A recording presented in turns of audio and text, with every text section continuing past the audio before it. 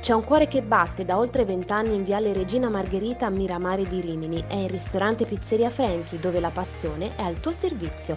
Franchi offre qualità e prima scelta in un menù che varia attraverso la rivisitazione di piatti con l'intento di sorprendere il palato della clientela. Da primi piatti a base di carne e pesce a secondi creativi, con il pesce sempre protagonista. Infine la pizza made in Franchi con impasto fatto a mano con lenta lievitazione. La scoperta e la scelta delle migliori materie prime per continuare a stupire, perché il ristorante Pizzeria Franchi, la luce della bontà, non si spegne mai. A1 Arredamenti è un'azienda leader nella progettazione e produzione di ambienti su misura per attività commerciali, quali hotel, bar, ristoranti, negozi, uffici e residenze private, realizzando sia opere parziali che chiavi in mano. Grazie all'esperienza maturata al fianco di grandi committenti internazionali, si propone come partner ideale per imprese e professionisti che operano nel settore del contract. Qualità progettuale, realismo operativo ed efficienza realizzativa. Vi aspettiamo nella sede operativa, zona industriale, via Giovanni Santi 18, Fanano di Gradara. Credi davvero che bastino poche parole per trasformarti in un romagnolo doc? Al ristorante Brusarul da sempre esaltiamo la nostra bella Romagna nel modo più genuino. Prova i nostri piatti a base di pasta fatta in casa e le nostre pizze cotte nel forno a legna. Timbotta è il nostro motto. Da sempre offriamo qualità.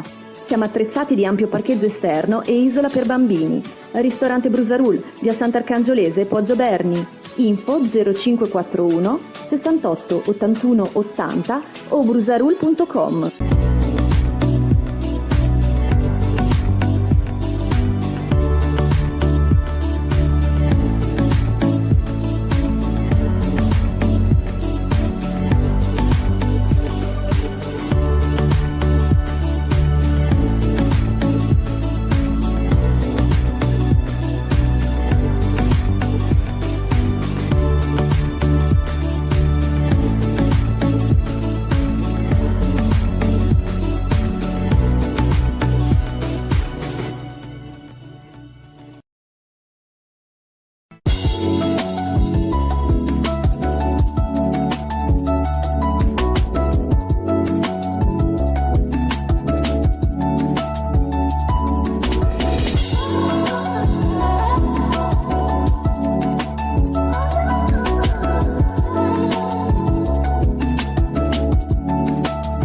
Il divertimento è il Bowling 70s a Cerasolo House, sulla superstrada di San Marino.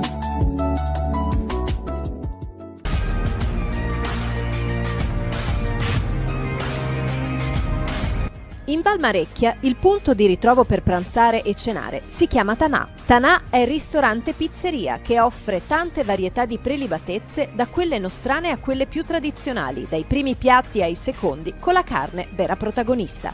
Per chi volesse invece gustare una buona pizza può scegliere tra 50 varietà.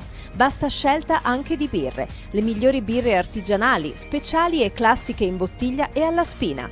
Tanà durante la stagione è anche piscina, isola per bambini e soprattutto lago per pesca. Che aspetti? Vieni a trovarci. Ci trovi in località Borgnano di Talamello. Info allo 0541 921231. Tanà, sfida la tua voglia di bontà. IGF Fornitalia propone una vasta gamma di tutte le misure di macchine alimentari, forni pizza elettrici, impastatrici, stand di pizza, barbecue, griglie in pietra lavica, cuocipiada, mixer tritacarni, affettatrici e sfogliatrici per pasta e pasticceria. Siamo in località Pianacci a Pietracuta di Salleo. Potete consultare i nostri prodotti al sito www.igffornitalia.com o contattarci allo 0541 92 3453. Romagna Sport primo dal 2001, la prima testata giornalistica che ha creduto nello sport dilettantistico online, il primo sito in Italia che ha pubblicato le foto dei singoli atleti e tecnici, i primi ad aggiornare i risultati live durante le gare, proprio come i professionisti, i primi a pubblicare la carriera degli atleti, i primi e gli unici ad avere il calciomercato interattivo, i primi a dare spazio alle news di tutti gli sport. Romagna Sport, il primo sito sportivo in Romagna, in tutto.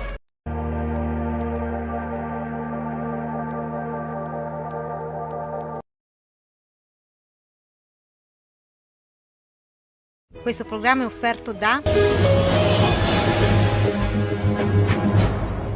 Il divertimento è il Bowling 70s a Cerasolo Ausa, sulla superstrada di San Marino.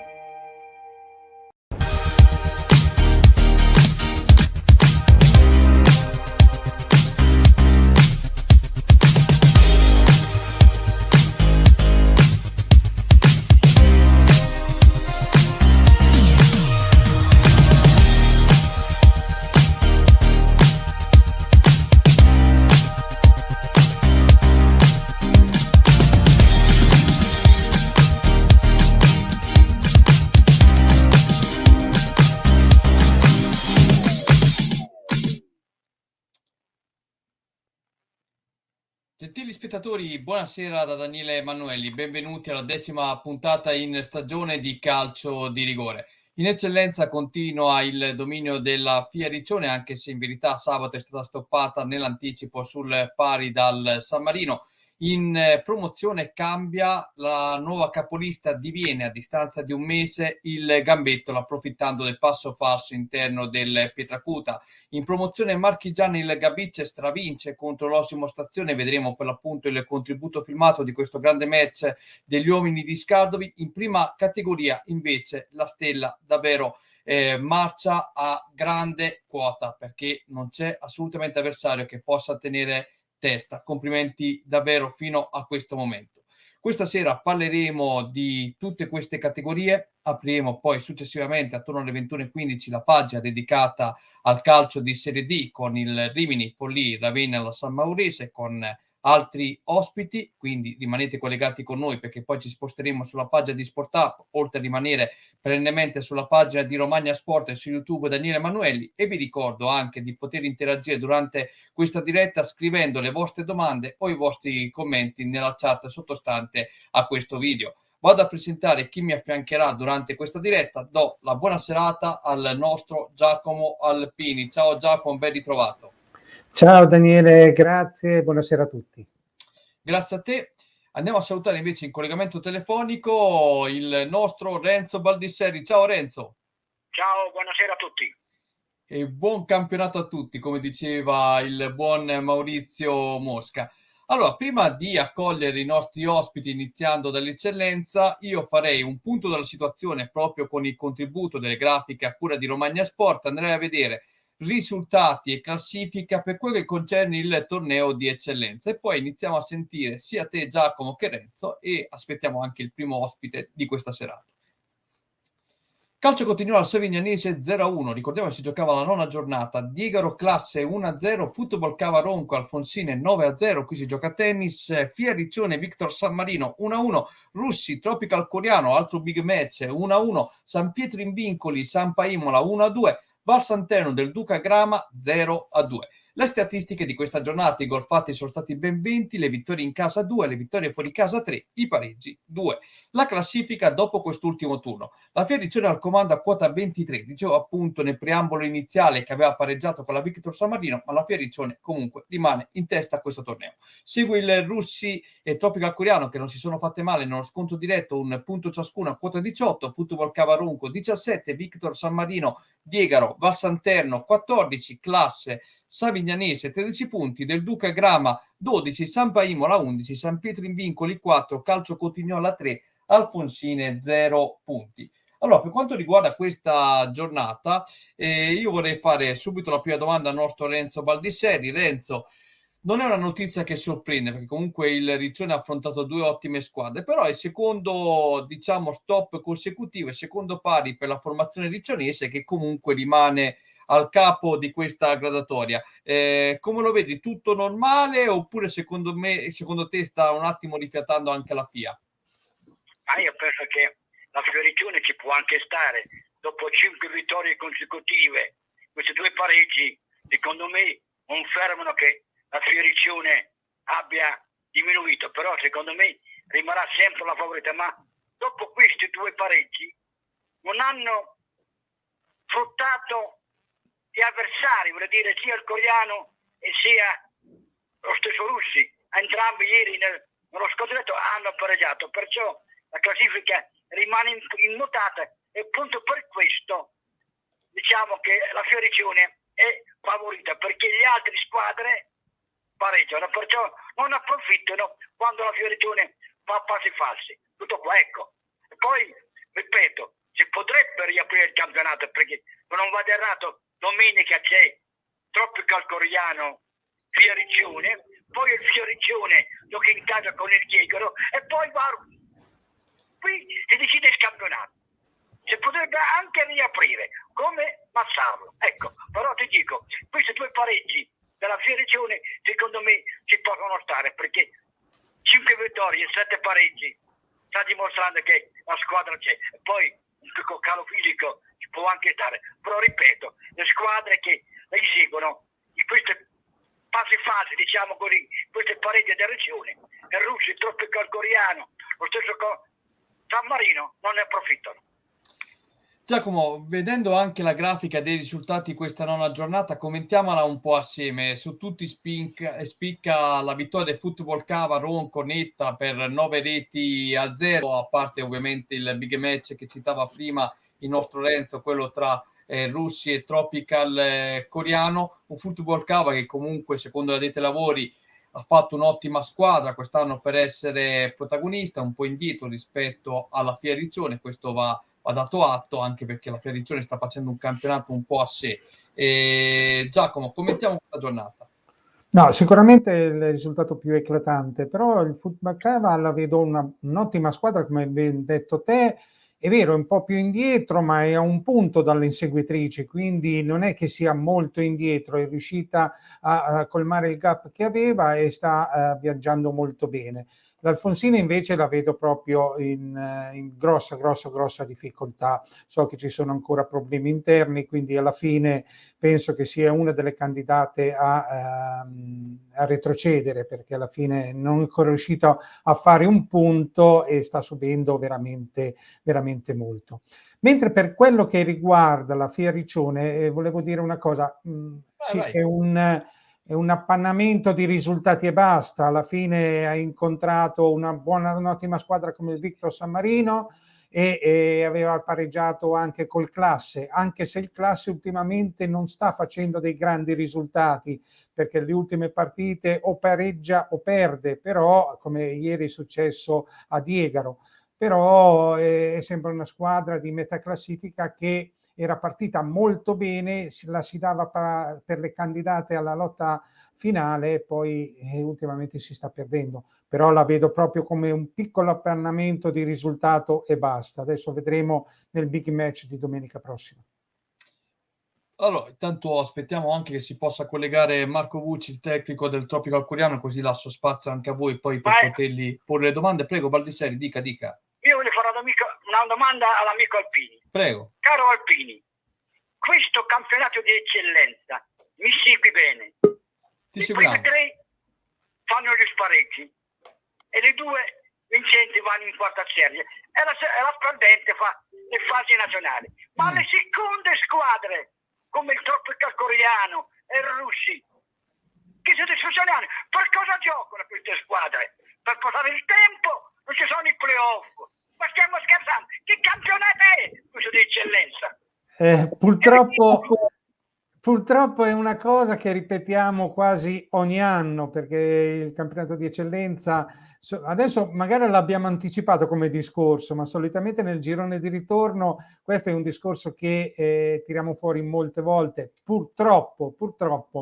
Quest'anno ancora peggio. Io spero che sia l'ultimo anno e ci sia una riforma tale che si riesca veramente a dare più interesse per tutte le squadre che partecipano. Però ti devo dare ragione in questo momento. Allora, Renzo, no, perché prego. Diventa un campionato ridicolo. Non ridicolo nel senso, perché non ci sono... Che sensazione c'è? Vincere, arrivare ai quinti, o arrivare ai terzi, o arrivare ai decimi. Quando non c'è una retrocessione, è solo i play-out. Queste squadre per cosa giocano? Non hanno... Non lo so, io non riesco a capire, ecco, tutto qua. Ricordiamoci anche che la prima non va direttamente in Serie D, poi ci sono gli spareggi tra le prime 3 del girone A, del girone B, del girone C. Non è una formula... Sono d'accordo, però le seconde, magari era il Russo, il Coriano, lo stesso San Marino. Vediamo. In mano cosa c'hanno? Non lo so Renzo cosa c'hanno in mano, però se vuoi stasera, mentre ti metti nel letto e guardi il tuo armadio di casa, puoi sfogarti con lui, perché adesso, così ti prepari le domande, faccio entrare anche Marco Bucci, l'allenatore Tropical Coreano, che è qui. Adesso te lo faccio salutare, aspetta, Renzo. Benissimo. Marco, buonasera. Aspetta. Eccolo qui. Buonasera, buonasera a voi. Ciao a tutti, grazie per l'invito. Grazie a te. Baldisseri ti vuole salutare, ti ascolta Baldisseri, Marco. Saluto Renzo con piacere, sono contento. Ciao Renzo. Mio collega Alpini, lo voglio rivolgere anche a lei. Sì, no, ci possiamo dare del tu? Come no. Che succede? Perfetto. Caro Bucci, quando dice, ammettiamo che la Fioricione vince questo campionato e mi auguro che vinca agli spareggi e vado in quarta serie, ma per voi che arrivate secondi, terzi, cosa avete in mano? Per quale scopo giocate voi? Non ci sono i playoff, non c'è niente. Spiegano il motivo.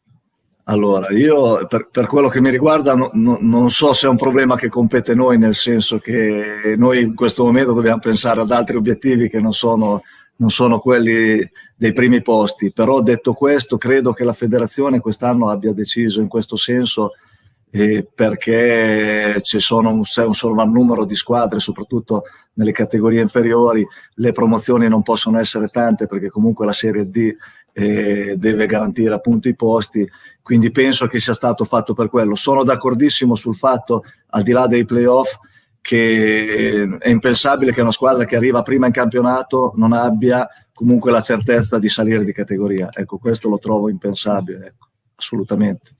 Mi trovi d'accordo. Marco, do spazio prima a Renzo e Giacomo, poi dopo nel finale ti faccio qualche domanda. Prego Giacomo. Bene mister, ben trovato. Innanzitutto periodo penso che sia molto positivo per la tua squadra, che dopo la sconfitta che hai subito alla terza di campionato hai innellato 3 vittorie e 3 pareggi, quindi in serie positiva da 6 turni, quindi un'ottima striscia. E domenica c'è questo big match. Come la vedi? Noi abbiamo detto nel preambolo iniziale che la Fioricione è un po' in affanno di risultato e basta, la vedi così anche te, e come preparerai questa sfida? Allora, intanto vi do un'anticipazione, nel senso che domenica non giocheremo in quanto noi abbiamo i nazionali, quindi chiederemo il rinvio della gara. Detto questo, ritengo che la Fioricione sia assolutamente la candidata numero 1 per salire di categoria o perlomeno per essere la prima, insomma, in graduatoria finale. Credo che ci possano stare gli ultimi 2 pareggi, comunque contro avversario di livello sicuramente il San Marino. Il Classe è una squadra scomoda, soprattutto affrontata nel proprio campo. So che la FIA ha avuto anche dei giocatori, che ha perso dei giocatori per problemi fisici, non ultimo Inchisi, che proprio col Classe ha avuto un infortunio abbastanza importante. Però ritengo che ho visto la partita col San Marino, ho visto una parte della partita col San Marino, comunque ha fatto un'ottima prestazione. Poi ci sta anche non vincerle tutte, ecco. Ci sta, dopo soprattutto un grande... Renzo, ti rigiro la parola. Pronto? Sì, vai Renzo. Caro Bucci, io vi ho visto giocare, ho visto solo una gara di voi, ho visto Tropical Coreano San Marino. Ho visto, diciamo onestamente, anche una buona gara. Avete una bella difesa, un gran centrocampo, entrambe le squadre. Però davanti, il mio modesto parere, siete un po' sterili, non avete grandi attaccanti, soffrite un po' per andare a rete. Sei d'accordo? Allora, intanto credo questo, perché da allenatore devo analizzare anche le situazioni. Noi ad oggi abbiamo fatto 11 partite, 10 le abbiamo fatte in 28 giorni, perché abbiamo giocato le prime 5 in 14 giorni, le altre 5 in altri 14 giorni, quindi una media di una partita ogni 3 giorni circa, perché con appunto i rinvii delle nazionali abbiamo poi dovuto concentrare questi recuperi. e quando giochi ogni 3 giorni non è mai facile. Io devo dire, ritengo di avere una rosa valida, ritengo di avere degli attaccanti validi per la categoria, perché comunque Rivi Alberto, nonostante venga da qualche infortunio, comunque lo ritengo un attaccante importante per la categoria, come lo stesso Canini ritengo che sia un attaccante da tenere sott'occhio, perché è un ragazzo del 2002, scuola Rimini, scuola Cesena, e secondo me è un ottimo attaccante. Poi andiamo anche con gli altri attaccanti, abbiamo comunque giocatori molto giovani, abbiamo Vitaioli che comunque in categoria è un attaccante che ha sempre fatto dei gol. È chiaro che gli attaccanti dipendono anche dal gioco. Il problema delle partite ogni 3 giorni e non ti permettono di allenarti. È chiaro che il gioco ne risente. Con San Marino è stata una partita abbastanza bloccata, le squadre si temevano, e quindi credo che il nostro attacco verrà fuori, insomma, il nostro gioco offensivo, perché poi credo che sia anche riduttivo parlare solo degli attaccanti e non del gioco di squadra, ecco. Potrei fare un'altra domanda. Adesso domenica non giocate, ma quando giocherete avete la FIA Riccione, e poi la FIA Riccione mi sembra che La incontriamo mercoledì in Coppa. Poi va a Russi. Mettiamo una vittoria vostra del Russi. Se potrebbero riaprire il campionato? Allora, io, Renzo, abbi pazienza, ma ti fermo un attimo, nel senso, noi ad oggi ci troviamo lì, non per caso, perché comunque credo che i risultati siano sempre meritati, però noi, i nostri obiettivi di inizio stagione erano altri e sono ancora altri. Io fino al 19 di dicembre, che è l'ultima giornata che giocheremo, che sarà la seconda di ritorno, cercheremo di fare più punti possibili e vedremo dove siamo. In base a dove saremo decideremo cosa fare. Ad oggi io credo, rispetto alle squadre che ho incontrato, rispetto a quello che può essere la carta, credo che il Riccione abbia come antagonista, possa avere i russi, e io mi tengo un posticino per il Cava. Me lo tengo perché secondo me il Cava ha un ottimo allenatore, una buona squadra, sta inserendo altri giocatori in rosa e credo che sarà una squadra che potrà venire fuori. Noi lo vedremo, ma non credo che, ripeto, non siamo stati costruiti con quell'obiettivo. Giacomo, hai un'altra Sì, domanda? hai parlato di Cava e io condivido la tua idea, infatti prima avevo espresso questo concetto pure io. Però vorrei un giudizio tuo sulla Savignanese. Era partita, dico, tra le favorite, era riuscita, è l'unica che vi ha battuto in casa 1-0, mi sembra la seconda o la terza di campionato, e poi è molto altalenante nei risultati. Come la vedi questa squadra di Momo? Allora, io intanto ha un grandissimo tecnico per la categoria, credo che sia un lusso. Momo è un amico, ma un ottimo allenatore, indubbiamente. E so che inizialmente hanno avuto qualche problema anche loro di organico, hanno perso Guidi per qualche partita, adesso gli è rientrato. È una squadra abbastanza giovane, ha 3 o 4 giocatori di spessore per la categoria. È chiaro che un po' si paga, no? Anche lo scotto del cambio allenatore, dei metodi di allenamento, per quello che insomma possa essere appunto il cambio di allenatore.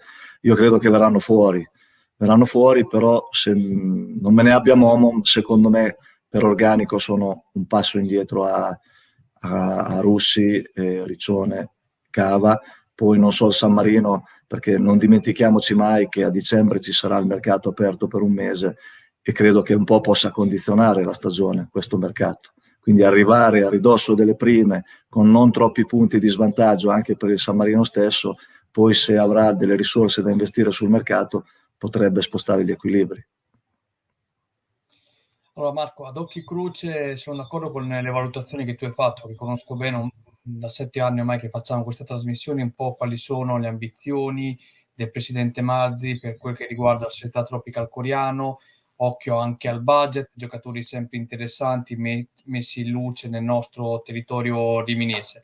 La domanda è questa: se il presidente e qualcuno della società ti ha fatto, tra virgolette, una carezza per dirti guarda che questo è stato il miglior inizio del Tropical Coreano nei tornei di eccellenza, perché onestamente non me ne ricordo, non mi ricordo nei precedenti tornei dove il coreano è stato protagonista in eccellenza un inizio simile. Come dicevi tu, l'obiettivo sarà quello di arrivare a dicembre alla seconda di campionato con più punti possibili in cassina e poi guardare la classifica con il sorriso, perché l'obiettivo è quello di mantenere la categoria, giusto? Se ho capito bene. Allora, guarda, sì, hai detto bene sin dall'inizio, in quanto il coreano, tutti i campionati di eccellenza fatti, non si è mai salvata sul campo, nel senso che noi siamo in eccellenza dopo gli ultimi 2 anni Covid, e dove non si è giocato e quindi si è mantenuta la categoria. Zagnoli fu molto bravo a ottenere la categoria, però negli anni precedenti, tutte le volte che il coreano si affacciò all'eccellenza, insomma, retrocesse al primo anno. Quindi l'obiettivo per una squadra come la nostra è quello di salvarsi. Io non è che cerco di nascondermi dietro un dito o dietro non so cosa. Credo che bisogna mantenere un profilo basso, perché ritengo il livello medio di questa categoria molto simile, molto vicino insomma, al nostro. E ogni partita, il campionato è corto, c'è il rischio di essere con 3 partite nella zona alta e di essere con 3 sconfitte nella zona bassa. Quindi piedi ben partati per terra, l'obiettivo, la società conosce bene qual è l'obiettivo, sappiamo qual è, e poi da dicembre in avanti vedremo. Noi abbiamo cambiato tanto anche noi, perché quest'anno su 24 giocatori in rosa ne abbiamo cambiati 14. Abbiamo rigiovanito molto, abbiamo 14 under tra il 2004 e il 2000. Gli altri giocatori, credo che il più anziano, non me ne voglia, sia Costantini, che è un 89, quindi va da sé che insomma la rosa è una rosa molto giovane, che però ha tanta voglia. Io ritengo di avere un grande gruppo, ho dei ragazzi ottimi giocatori, ma ottimi ragazzi, veramente. È bello vederli stare insieme, quindi io devo coltivare questo aspetto. Poi è chiaro che sono un allenatore che non gli piace entrare in campo per non vincere, ecco, su questo non c'è ombra di dubbio. Vuole intervenire Baldisseri? Prego Renzo, poi... Prego. Mister, ti faccio l'ultima mia domanda. Io come tecnico ti ho sempre ammirato, e tu lo sai, quando ero a Misano, eri uno dei tecnici che forse mi piacevano di più. Questi i miei complimenti. Ma io gli voglio fare una domanda. Tu sei un tecnico molto preparato, ma questa domanda l'ho fatta ad altri mister, ai tuoi colleghi. Io ho detto, ho visto Coriano e San Marino. È brutto dirlo, però questi giocatori che ho visto, tolti alcuni 5 anni fa, anche 10 anni fa, secondo me erano tutti giocatori da panchina e da tribuna. E il calcio, secondo il mio modesto parere, e secondo tuo, si è passato di molto, perché questi giocatori alcuni anni fa, 10 anni fa, erano tutti giocatori, mio modesto parere, da panchina e da tribuna. Una volta questi in eccellenza non giocavano. Il suo parere? Adesso non parlo dei giocatori di adesso, però concordo con la tua visione. Il livello in tutte le categorie secondo me si è abbassato, e nonostante ti devo dire che invece al contrario i tecnici li trovo sempre più preparati. Però è vero, sono d'accordo che il livello tecnico di ogni categoria, così per l'eccellenza, per la Serie D, per la promozione, per la prima categoria, credo che il livello rispetto a 10 anni fa sia molto più basso.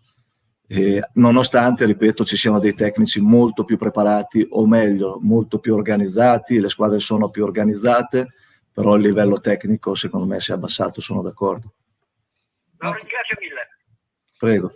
Marco, ti faccio l'ultima domanda e poi ti lascio andare. Volevo capire, questa è una domanda individuale, personale, tu arrivi dal percorso, come ricordava Renzo, in promozione con ottimi risultati, soprattutto in quel di Misano. Ti chiedo, da quando sei approdato in eccellenza, quindi come allenatore del Tropical Coreano, dove ti senti migliorato e dove secondo te come tecnico devi ancora migliorare? Allora non c'è un aspetto specifico, devo migliorare ogni giorno in ogni cosa. Credo che uno non si debba mai fermare. Io per carattere sono un pignolo, un preciso, non mi piace proporre un qualcosa che non conosco, mi aggiorno continuamente, sul campo do l'anima, perché solo così credo di poter ottenere qualcosa dai miei ragazzi. Il mio primo aspetto è quello di essere credibile per i miei giocatori. Se riesco a trasmettere loro la mia credibilità, la mia voglia, la mia passione, la mia dedizione, allora i risultati verranno di conseguenza. Premetto che i risultati non intendo quelli di classifica, ma intendo quelli di migliorare i miei giocatori, perché se io riesco a migliorare i miei giocatori, riesco a migliorare il gioco, riesco a migliorare di conseguenza i risultati. Questo è il mio obiettivo e quindi non mi fermerò mai nel miglioramento. Ecco, sono fatto così, questo è il mio carattere. E con il miglioramento, aggiungo io, crei anche le fortune per la tua stessa società. Va bene, Marco? È reciproco, credo che sia reciproco. Io non posso stare senza loro e loro spero non possano fare senza di me. Spero. Io ti ringrazio per questo tuo Ringrazio intervento. voi per l'invito, ringrazio Renzo, Giacomo, siete sempre gentili e vi seguo e continuerò a farlo. Quindi un grande bocca al lupo a voi e grazie, grazie a voi. Grazie ancora Marco, ciao. Grazie a voi, buona serata, ciao. Bene, abbiamo avuto anche il piacere di avere Marco Bucci, allenatore del Tropical Coriano. Prima di andare a cogliere Nicola Casoli, che lo vedo già collegato, centrocampista del Torconca, volevo analizzare, l'avete già anticipato voi nei vostri commenti, semplicemente mostrare la grafica di Romagna Sport per indicare il prossimo turno di eccellenza con Mister Bucci, che ci ha già anticipato, ovviamente per la presenza in nazionale sammarinesi, che la partita in programma tra Tropical Coriano e Fiariccioni domenica non si disputerà. Andiamo a vedere appunto però il prossimo turno nel dettaglio. Alfonsine Diegaro del Duca Grama Russi, classe Val Santerno, si tratta della 10ª giornata, San Paimo alla Calcio Cotignola, Savignanese Football Cavaronco, questa secondo me è una sfida più importante di questa giornata, Tropical Coriano Fiariccione come detto rinviata, Victor San Marino San Pietro in Vincoli. Giacomo, davvero un turno importante per avere una risposta soprattutto dal Football Cavaronco. Sì, sicuramente un test molto importante con la Savignanese che dopo la sconfitta interna con il Val Santerno è riuscita sabato a tornare alla vittoria esterna e quindi si è un po' rilanciata. È una partita molto interessante. Allora io direi adesso con te Renzo e prima di accogliere l'amico Nicola andiamo a vedere sempre con Romagna Sport quello che è successo nel torneo dove Casoli è protagonista con i colori del Torconca. Per quanto riguarda la 9ª giornata, la promozione Girone F, questi risultati: Bellari Giamarina 2M 1-1, Gambettola Gatteo 2-0, Granata Asar 1-1, Pietracuta Misano 0-1, Sant'Ermete Spontricciolo 2-0, San Pierana Vis Nova Fetia 1-0, Torconca Verrucchio 2-1. Le statistiche di questa giornata: i gol fatti sono stati ben 13, le vittorie in casa 4, le vittorie fuori casa 1, i pareggi 2. Andiamo a vedere la classifica, ci aiuta sempre la grafica di Romagna Sport, al comando Gambettola quota 22, Pietracuta segue a un punto a 21, Torconca 19, Misano 18, Visinova Fetia 16, Bellari Giamarina 15, Sant'Ermete 13, 2M 12 punti, Granata 11, San Pierana 10 insieme all'Asar, Verrucchio 6, Gatteo 3, Spontricciolo 3. Io direi che prima di fare il punto con te Renzo e con te Giacomo, accogliamo il nostro ospite, dopodiché lo lasciamo andare via e ci concentriamo sull'approfondimento di questa categoria, se siete d'accordo. Quindi accogliamo Nicola Casoli, lo vado a prendere adesso. Eccolo qui. Ciao Nicola, benvenuto tra di noi. Ciao, buonasera a tutti. Ciao Nicola. Ti tocca sopportare purtroppo sia Giacomo Alpini che Renzo Baldisseri che abbiamo in collegamento telefonico. Va bene. Allora, io come sempre, come ho fatto precedentemente, Renzo, per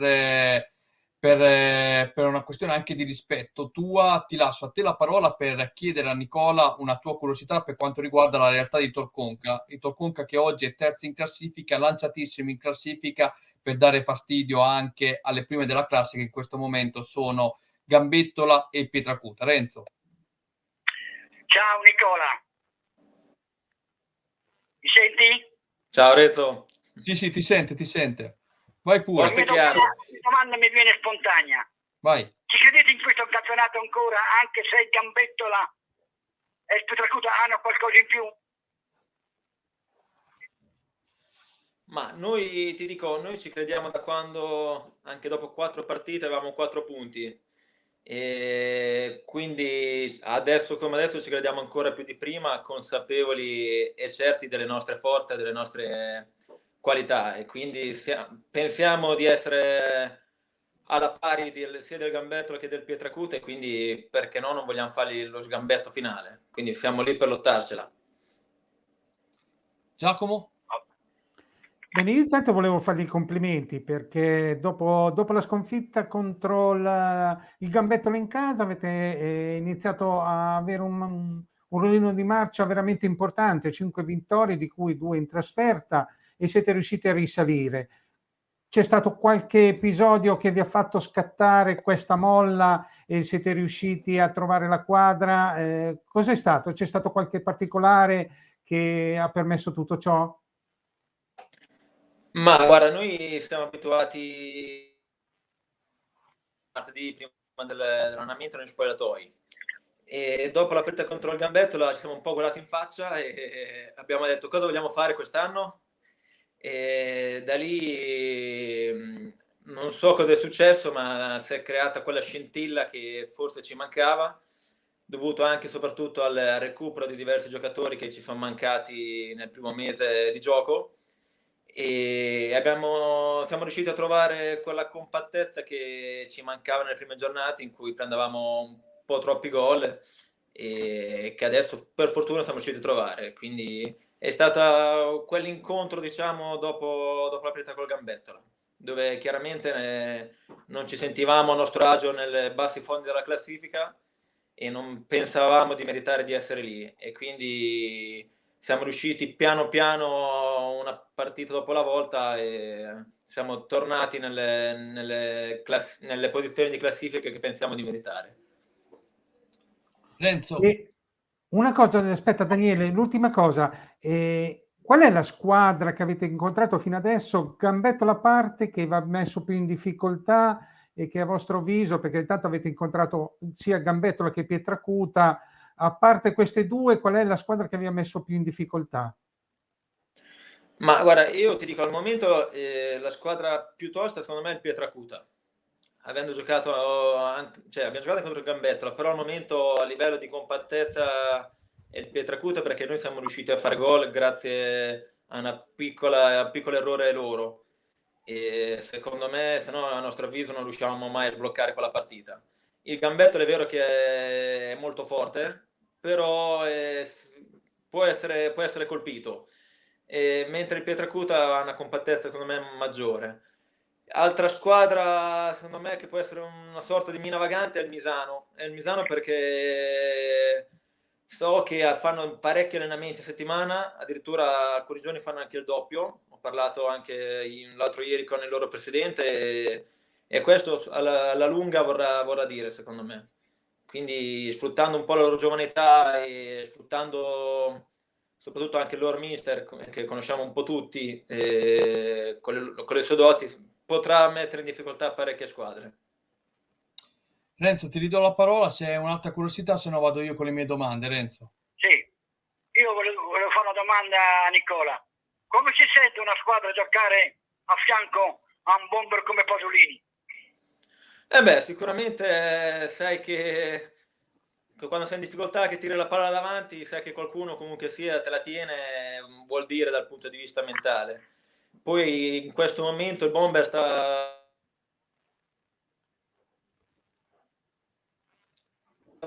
dentro, è chiaro che avere una punta su cui fare affidamento del genere, sai che ti puoi permettere di difendere maggiormente e lasciare a Pasolini di fare il reparto da solo, quindi è tanta roba.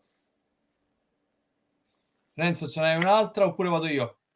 No, vai pure.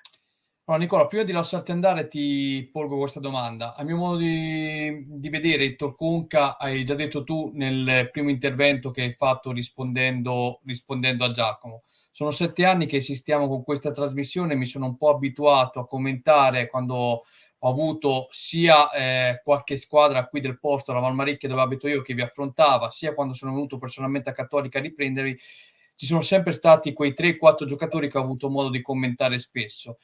Il mio pensiero era il Torconca prima o poi esploderà. Stessa cosa, il pensiero era rivolto anche agli amici di Misano.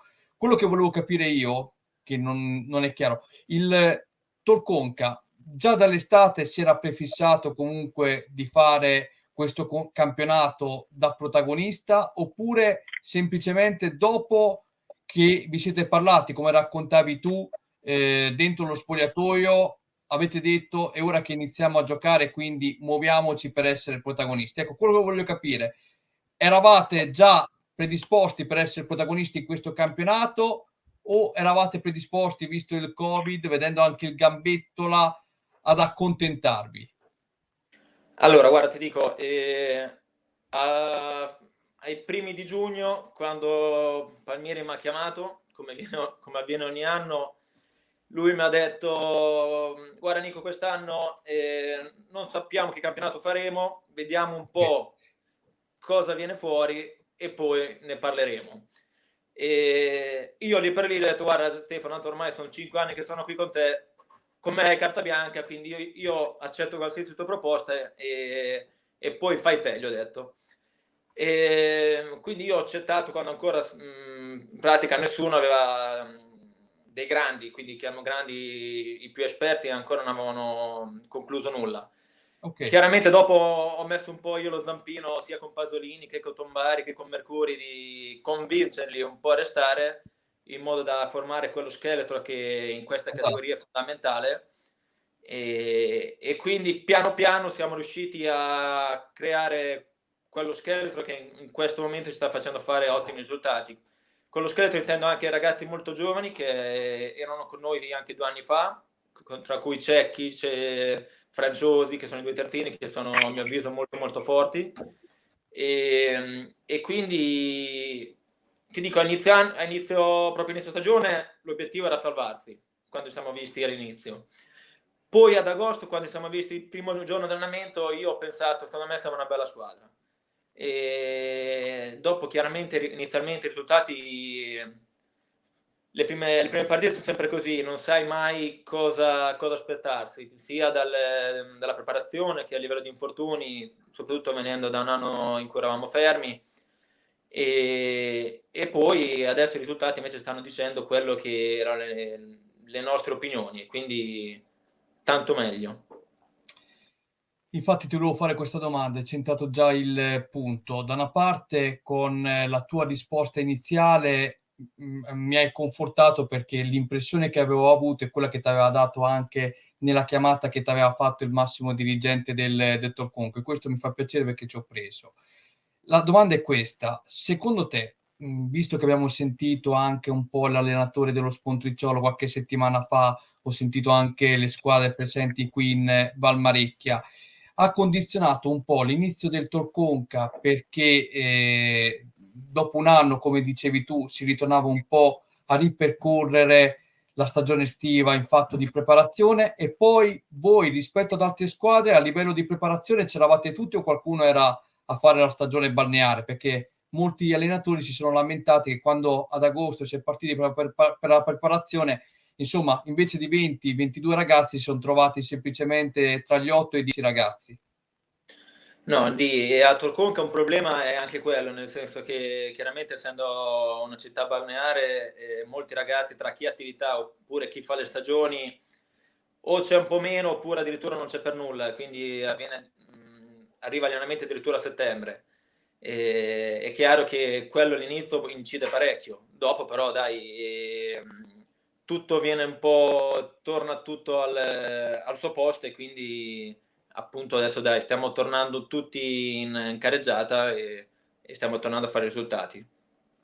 Mi fa piacere perché comunque ritengo che il Torconca, come hai detto tu, abbia uno scheletro importante e un'ottima rosa per far bene in questo campionato. Aggiungerei sicuramente, come dicevano Renzo, tu e Giacomo, anche il Misano, che ha avuto un po' una partenza handicap. Però quello che mi rimane da dirti, Nicola, a te e ai tuoi compagni, in bocca al lupo per il proseguimento della stagione, e poi magari facciamo un piccolo aggiornamento con te o con altri protagonisti del Torconca nel girone di ritorno. Intanto grazie di aver partecipato a questa diretta. Grazie a voi dell'invito e che per il lupo. Buona serata, ciao Nicola. Ciao Nicola, ciao. Ebbene, abbiamo un po' conosciuto la realtà del Torconca. Effettivamente sì, perché sono 7 anni che esiste il calcio di rigore. Quando vai a commentare il Torconca, lui ricordava quello scheletro fondamentale e anche la massima chiamata del dirigente non aveva ancora fatto capire a lui, che era tra l'altro il protagonista principale, uno dei protagonisti principali del Torconca, quale sarebbe stato il reale obiettivo del Torconca, ma rimanendo quello scheletro e con i giocatori che citava anche lui, secondo me è una squadra molto molto molto forte. Per questo che va dato atto, pochi l'hanno capito, tanto è inutile che qui continuiamo a spiegare, che secondo me alcune squadre che sono partite veramente veloci, tipo i 16 punti fatti dal Nova Field e 15 dal Bellaria, meritano solamente applausi, perché in questo momento sono sorprese di questo avvio di campionato, perché ci sono delle rose secondo me più attrezzate, quali quelle appunto del Torconca e del Misano, solo per citarne due. Poi ovviamente lasciamo stare le altre due, che a mio modo di vedere sono le due più forti, rispettivamente Gambettola e Pietracuta. Allora, con voi volevo analizzare questo campionato. Abbiamo ancora 10 minuti prima che si collegano anche gli amici da Gabice, quindi sia con te Giacomo che con Renzo andiamo a vedere per bene questo turno di campionato, perché insomma abbiamo avuto la sconfitta del Vice Nova Field a Giacomo sul campo della San Pirano, lo stesso Pietracuta ha perso un big match in casa al Bindi contro il Misano, ma risorge anche il Santermete, che in settimana la notizia più importante è stato esonerato Pazzini ed è arrivato Gianluca Righetti, un passato anche in Serie C nel Rimini Calcio, come ricorderete, da trainer sotto la gestione Grassi, con Righetti che ha centrato la prima partita subito i 3 punti in casa contro lo Spontriciolo. È un cambiamento che potrebbe rilanciare, secondo te Giacomo, anche il Santermete, penalizzato da tanti infortuni soprattutto in difesa in questo campionato? Sì, se recupera anche tutte le sue pedine, sicuramente sì. Sì, probabilmente c'era qualcosa da cambiare nell'ambiente e il presidente Alex Martino ci ha dato dentro, perché è un colpo da 90, un mister come Righetti in questa categoria può fare veramente la differenza e si è visto subito.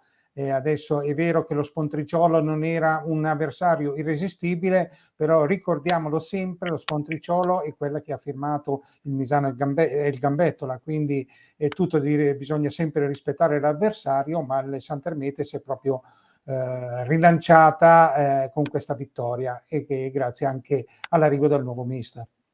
Renzo, ti è piaciuta la mossa di Martino di chiamare Righetti sulla panchina del Santermete? Questo non me l'aspettavo. Passini, tanti anni che è a Santermete, secondo me è un attore giovane, ha sempre lavorato bene, ma purtroppo quando non vengono i risultati il primo a pagare sono i mister.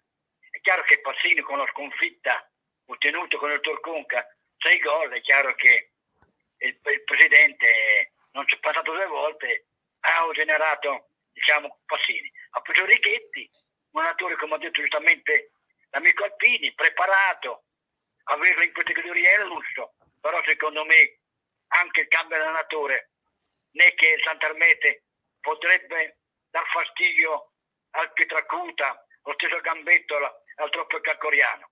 Sarà una squadra che si toglierà tante soddisfazioni, come toglierà lo stesso Nuova Filtria, che è una squadra che secondo me fino adesso con i suoi 16 punti, anche se ha tenuto le ultime 2 sconfitte, ha fatto bene. Però diciamo che sia il Santermete e sia il Nuova Filtria sono 2 squadre che secondo me giocheranno per cavarci qualche soddisfazione. Mentre invece mi sorprende veramente la sconfitta del Pietracuta ad opera del Misano.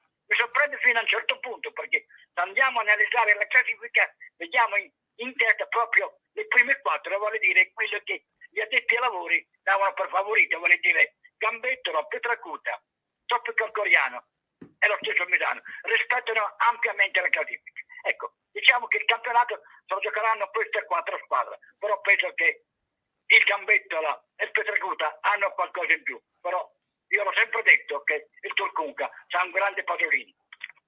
Beh sì, i bomber sono fondamentali in questa categoria. Stiamo facendo i complimenti a Gambettola, a Pietracuta, a Torconca, al Misano, a Novafetti, allo stesso Bellaria, però parliamo anche delle squadre che comunque sono in questo momento, anche se la classifica è corta, metà classifica, perché lo stesso Granata ha avuto qualche difficoltà, invece si staziona con i suoi 11 punti, e ieri soprattutto la Sampierana ha battuto il Novafetti per 1-0, portandoci a 10 punti in classifica.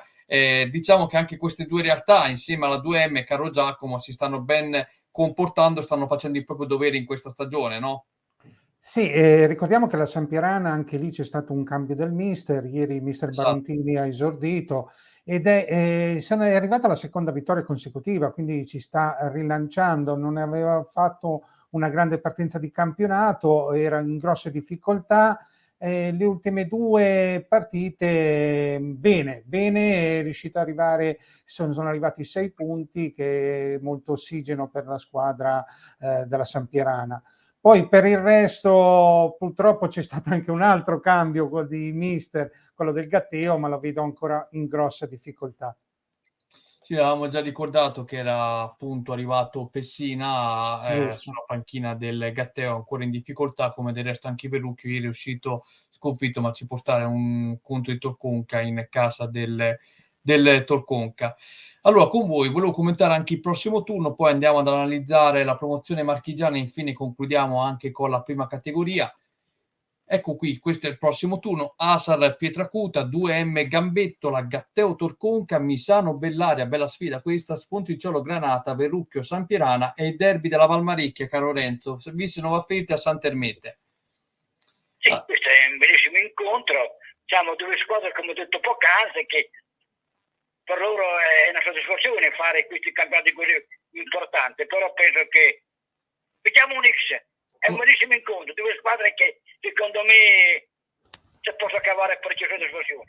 Ecco, però io lo scontro un po' importante, vedo Scott 2M e Gambettola. E invece volevo chiedere a Giacomo questo Misano Bellaria Marina. Bella sfida tra due formazioni molto giovani che stanno giocando bene, stanno facendo un gran campionato, un inizio di campionato, forse qualcosina in più il Misano, bene anche il Bellaria, anche se ieri ha buttato via una vittoria, è arrivato questo pareggio al 94esimo dopo che il Bellaria aveva sprecato due grosse occasioni. È vero che il 2M, Scotto 2M, aveva sbagliato anche un rigore, però sull'1-0 avere la possibilità di portarsi sul 2-0 era da sfruttare meglio e sarebbe stato un gran colpo, però è una sfida molto molto interessante.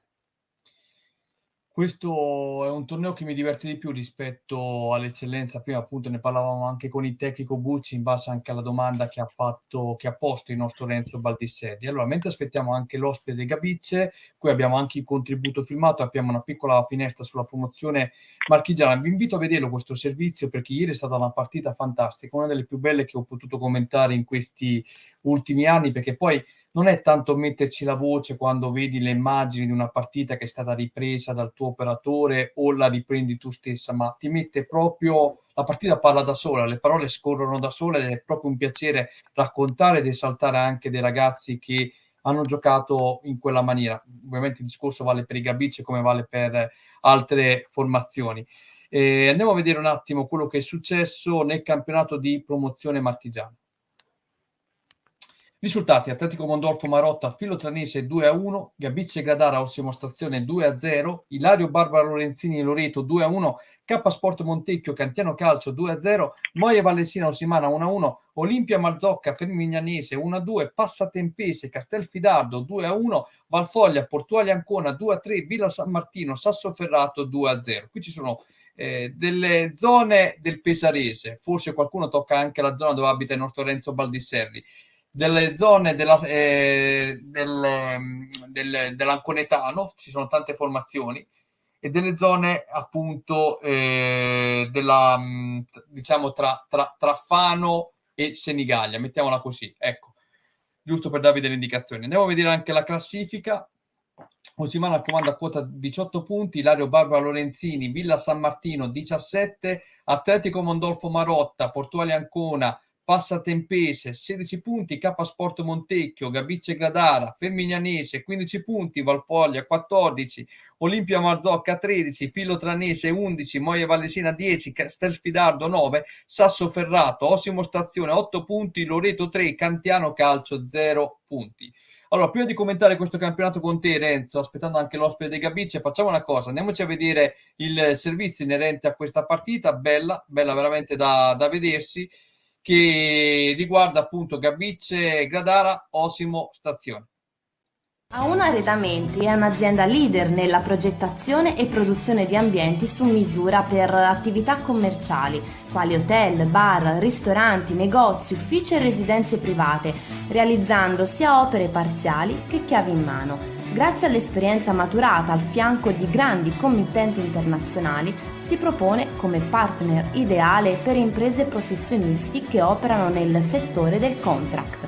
Qualità progettuale, realismo operativo ed efficienza realizzativa. Vi aspettiamo nella sede operativa, zona industriale, via Giovanni Santi 18, Fanano di Gradara. Al Maggi di Gabice i padroni di casa ottengono la seconda vittoria di stagione a domicilio. Vige la legge della maglia gialla per i padroni di casa, unica con la quale i rossoblù di tradizione hanno ottenuto i 3 punti di fronte al pubblico amico in questo torneo. Seconda partita consecutiva per i Gabice Gradara in casa, nella prima per la squadra di Scardovi è arrivato un punto con la Passatempese, mentre l'Osimo Stazione arriva dalla sconfitta con i Valfoglia subita 7 giorni prima in casa. Abita la gara il signor Biagio di Tella della sezione di Ancona, coadiuvato da Lorenzo Lungarini della sezione di Macerata e Stefano Principi della sezione di Ancona. I biancoverdi ospiti si rendono pericolosi alla prima azione del match quando Michele Taddei, servito sulla sinistra, ha il tempo di stoppare la sfera e di concludere verso la porta difesa da Azzolini. Sarà la prima delle 3 uniche occasioni che concederà il Gabice Gradara in un primo tempo di grosso dominio. Dall'angolo Gabice svettano alcuni giocatori in area di rigore, il pallone giunge sul piede caldo di Cinotti che calcia a botta sicura concludendo alto. L'attaccante è ancora in vetrina quando, servito da Vegliò, toppa e calcia subito la sfera consentendo a Bottaluscio un volo da scatto fotografico. Il pallino rimane sempre in mano agli uomini di Scardovi con Grassi che dalla distanza calcia il pallone che si perde abbondantemente al lato. L'Osimo Stazione risponde con un semplice frangente dalla bandierina e colpo di testa non impensierisce la porta difesa da Azzolini. Il Gabice Gradara torna a premere sull'acceleratore, Cinotti fa da sponda per la conclusione di Innocentini che si spegne sul fondo. Dalla bandierina lo stesso Bomber ha l'occasione per sbloccare la gara ma schiaccia troppo la conclusione. Terza e ultima occasione per l'Osimo Stazione, ma ancora una volta i tentativi ospiti risultano sterili, mentre il Gabice Gradara con Bomber e Vegliò affonda in area avversaria ma non riesce ad inquadrare il bersaglio. Il partner offensivo Cinotti non vuole essere da meno, ma questa volta Bottaluscio svolge ordinaria amministrazione. Ma commentare questa gara per letame di bel gioco è divertente, in quanto i padroni di casa giocano a memoria veramente bene. Da ammirare questa azione la vediamo tutta. Vegliò appoggia per Serafini, quale scambia con Grandicelli che di più intenzione suggerisce a Cinotti il pallone per andare al tiro. Bottaluscio respinge corto, Vegliò si avventa sulla sfera senza riuscire ad incidere. Finale di tempo, l'ex Serafini si ricorda di essere uno che qualche gol in campionato lo riserva, ma viene stoppato sul più bello. Dal conseguente corner nasce un episodio da Moviola con probabile tocco di mano del numero 8 Massima, l'arbitro sorvola. Dall'assist di Vegliò, Cinotti è bravo nell'anticipo sul diretto marcatore, ma deposita la sfera sopra la traversa della porta ospite. Ma il gol è nell'area. Da un affondo cercato, voluto da Vegliò in coabitazione con Serafini, nasce il traversone per la direzione vincente di Cinotti. L'attaccante segna il secondo gol in 7 giorni, legittimando un vantaggio meritato per i gialli che raccolgono gli applausi dei tanti presenti oggi al Maggi.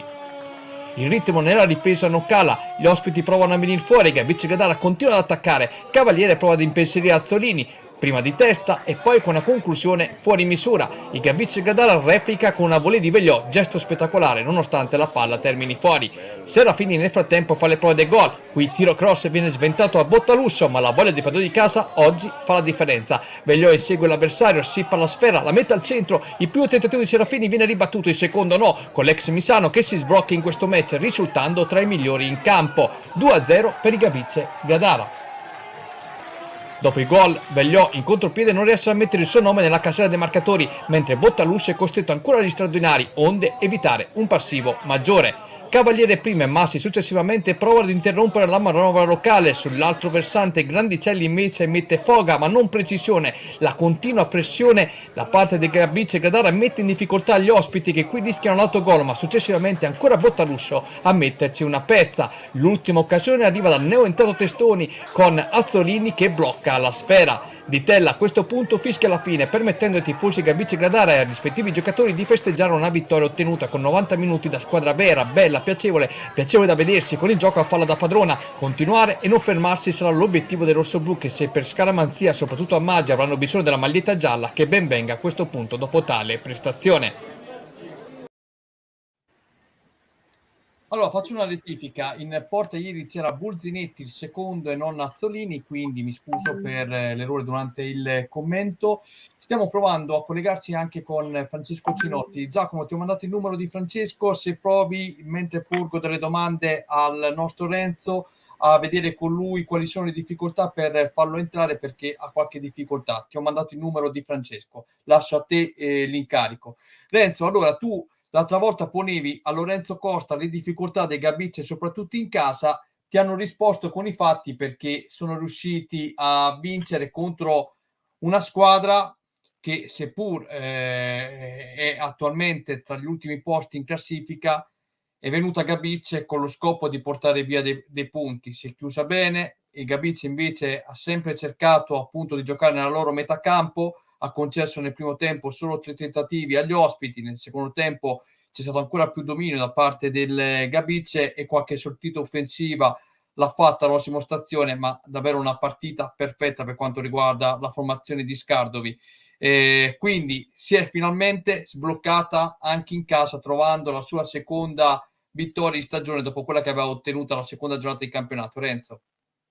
Ma ieri il Gabice Gradara ha fatto, sentendo anche la tua telecronaca, vedendo per televisione, ieri il Gabice ha fatto una delle migliori gare di questo campionato, diciamo, fino a ieri, fino alla nona partita. Ieri era la nona partita. Chiaro che il risultato 2-0 poteva essere molto, molto più vistoso, poteva finire anche 4-5-0, perché nel primo tempo il Gabice Gradara ha dominato in lungo e in largo.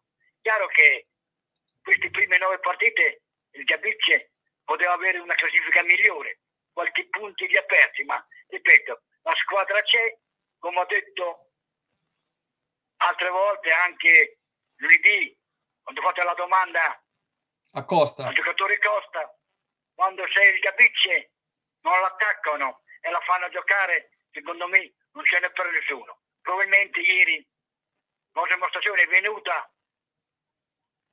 a Gabice, non ha fatto barricate, ha giocato veramente il calcio, e perciò secondo me a questo punto il Gabice Gradara ne viene fuori e non ce n'è per nessuno, e ieri l'ha dimostrato. È stata una storia importante. Oggi come oggi mi trovo soltanto a 3 punti dalla vetta. Forse se avrebbe fatto anche qualche punto in più potrebbe essere ancora più vicino, però ripeto, gli ingredienti ci sono, la squadra c'è, il mister c'è, penso che il Gabice Gradara potrà fare un ottimo campionato, e domenica aspetta una trasferta difficile, va a Filotrano, non si sa, perché forse, come stanno gli ultimi risultati, il Gabice si gioca con questa volontà, con questa grinta, può fare il risultato anche domenica a Filotrano.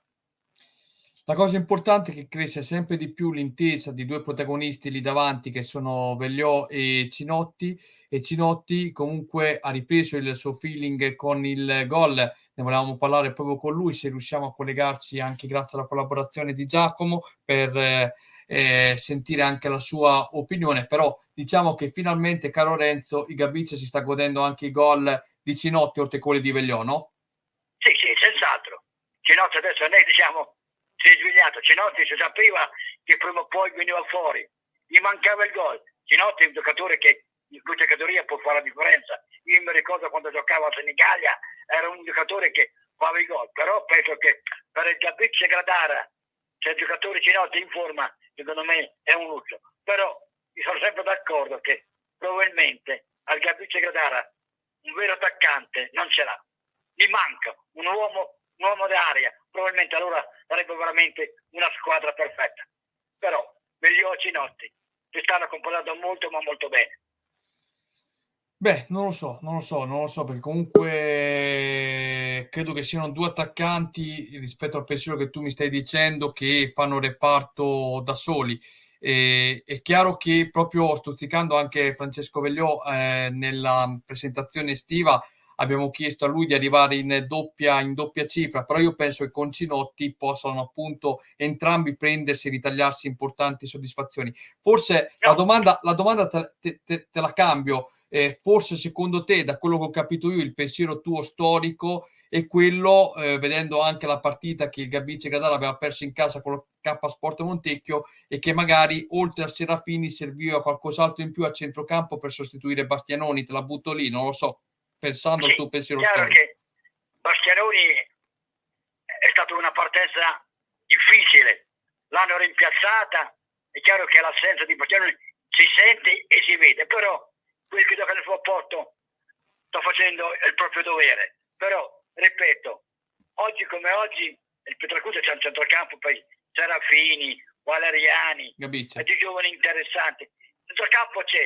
la difesa c'è e la squadra c'è. Soltanto, come ho detto, lo voglio ripetere, se la fanno giocare, la squadra gioca.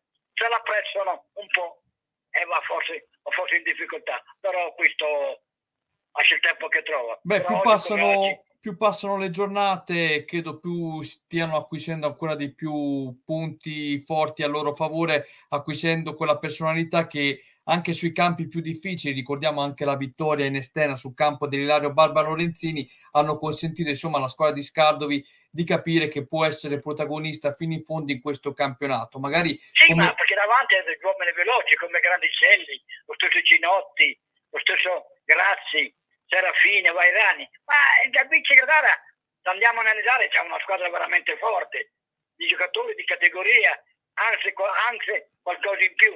Però, ripeto, delle volte succede una domenica storta, un po' di sfortuna, però penso che il Gabice Gradara, se gioca con quella continuità di ieri, si può cavare molte soddisfazioni.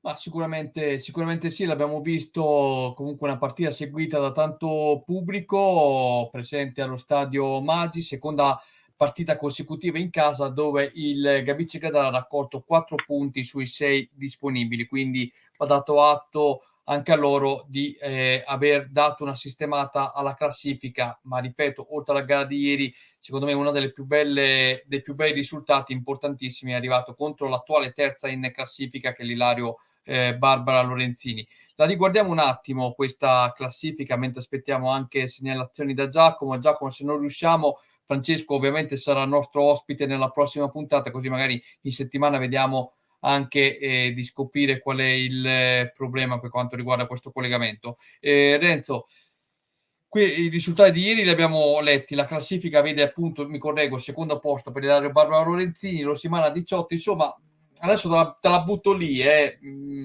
15 punti contro i 18 della capolista. Tu lo conosci meglio di me questo campionato dalle parti di Ancona. Senti, ma Rosimana è così inarrivabile anche per i Gabice?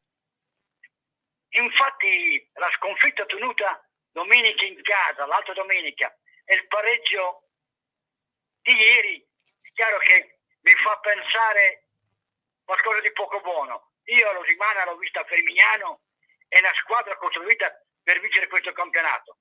L'ho vista, non ha un gran gioco, però ha dei giocatori che possono risolvere la partita in un momento o all'altro, perché in campo c'ha dei grandissimi giocatori. Chiaro che domenica avremo un grande incontro, c'è Rosimana Villa San Martino, la prima e la seconda classifica, uno 18 punti, uno 17, ne vedremo delle belle.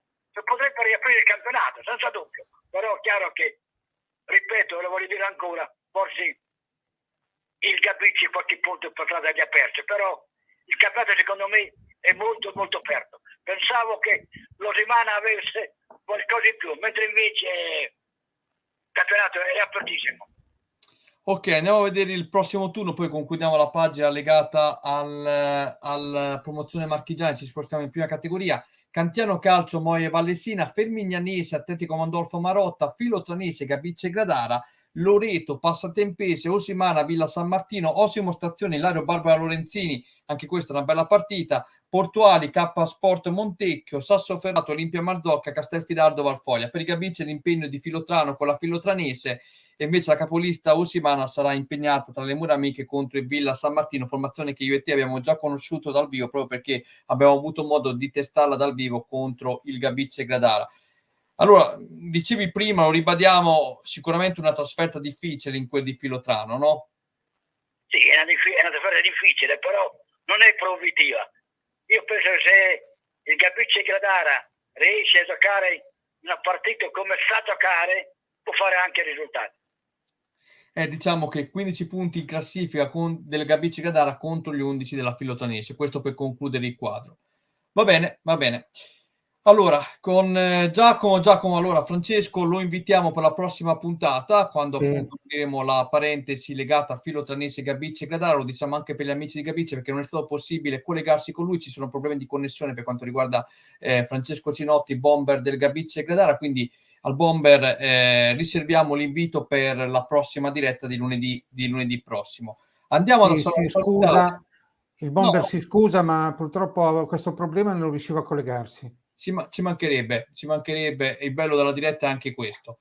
Andiamo ad analizzare i risultati di prima categoria, poi c'è il primo ospite che è Nicolò Albani, che lo salutiamo per quanto riguarda appunto la dirigenza della Borghigiana. Delfini Rimini Villamarina 1-0, Ronco Freddo Bacchia Cesenatico 1-1, Mondaino Borghigiana 4-0, Morciano Athletic Poggio 3-1, Perticara Bellariva Virtus, vedremo tra poco il contributo firmato 0-2, Polisportiva Sala San Lorenzo 2-1, Stella Riccione 5-2. Le statistiche di questa giornata: i gol fatti sono stati 23, le vittorie in casa 5, le vittorie fuori casa 1, i pareggi 1.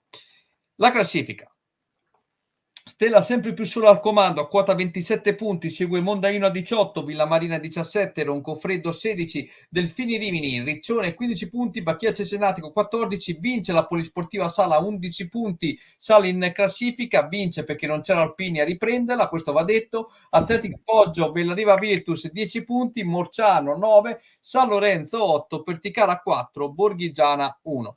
Prima di vedere e fare riferimento, un punto completo, approfittando di te di Renzo, accogliamo il dirigente della Borghigiana, Nicolò Albani, dopo lo lasciamo andare via e facciamo un approfondimento vedendo la partita e appunto parlando della partita del Perticara.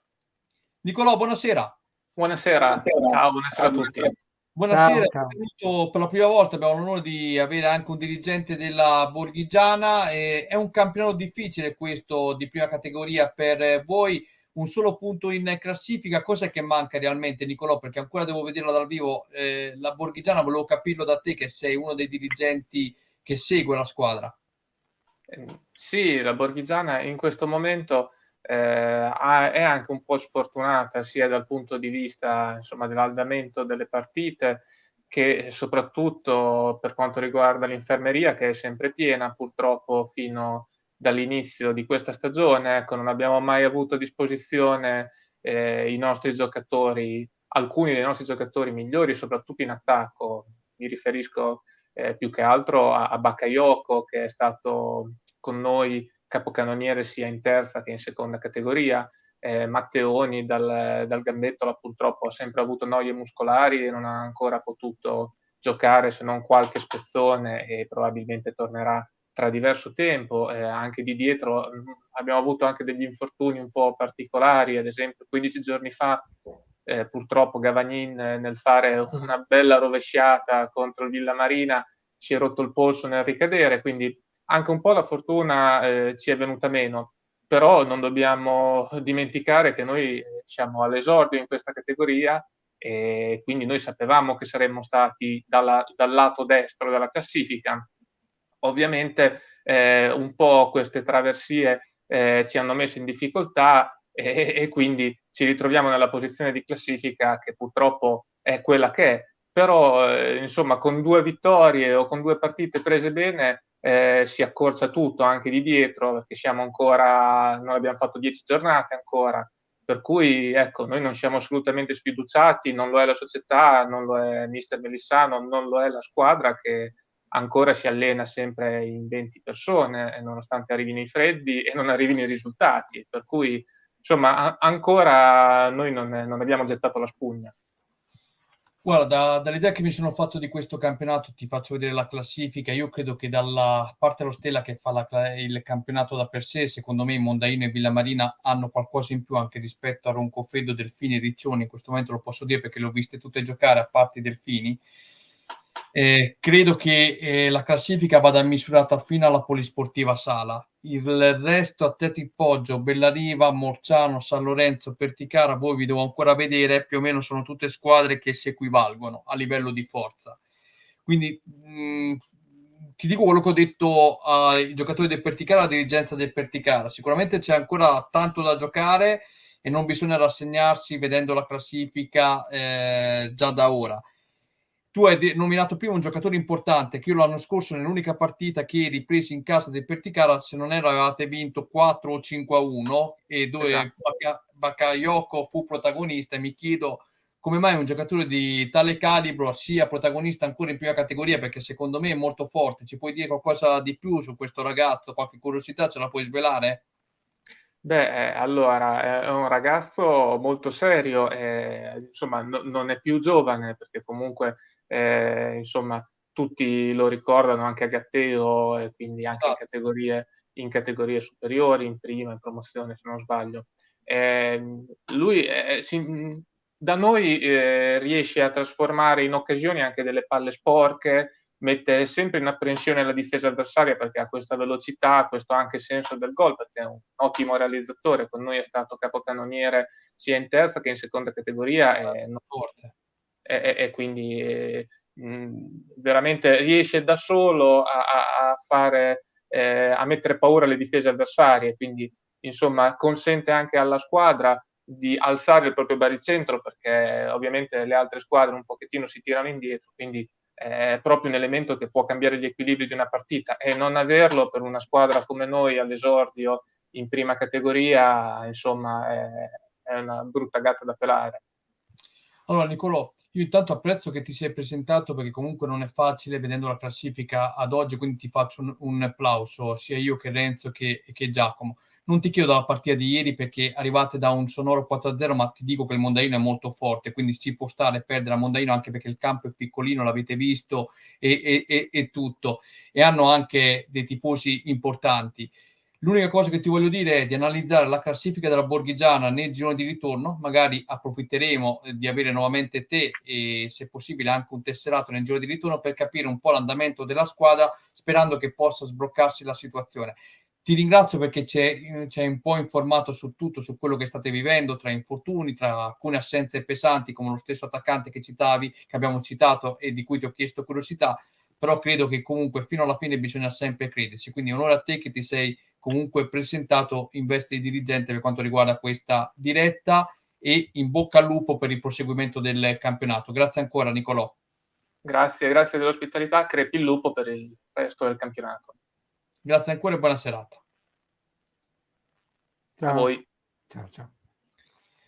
Non è facile perché comunque loro hanno solo un punto in campionato, una squadra che ancora devo vedere dal vivo, però se ti viene a mancare anche quell'elemento in attacco che per me è veramente forte, l'ho visto l'anno scorso giocare, come diceva lui, trasforma tutto in oro, anche le palle più sporche. Allora adesso andiamo a vedere il servizio del Perticara. Giacomo, vorrei un tuo commento. Renzo non lo può fare perché non può vedere il video, magari a Renzo dopo chiederò qualcosa sul campionato, però guarda bene la partita perché poi ti chiederò un commento per quanto riguarda appunto la prestazione del Perticara.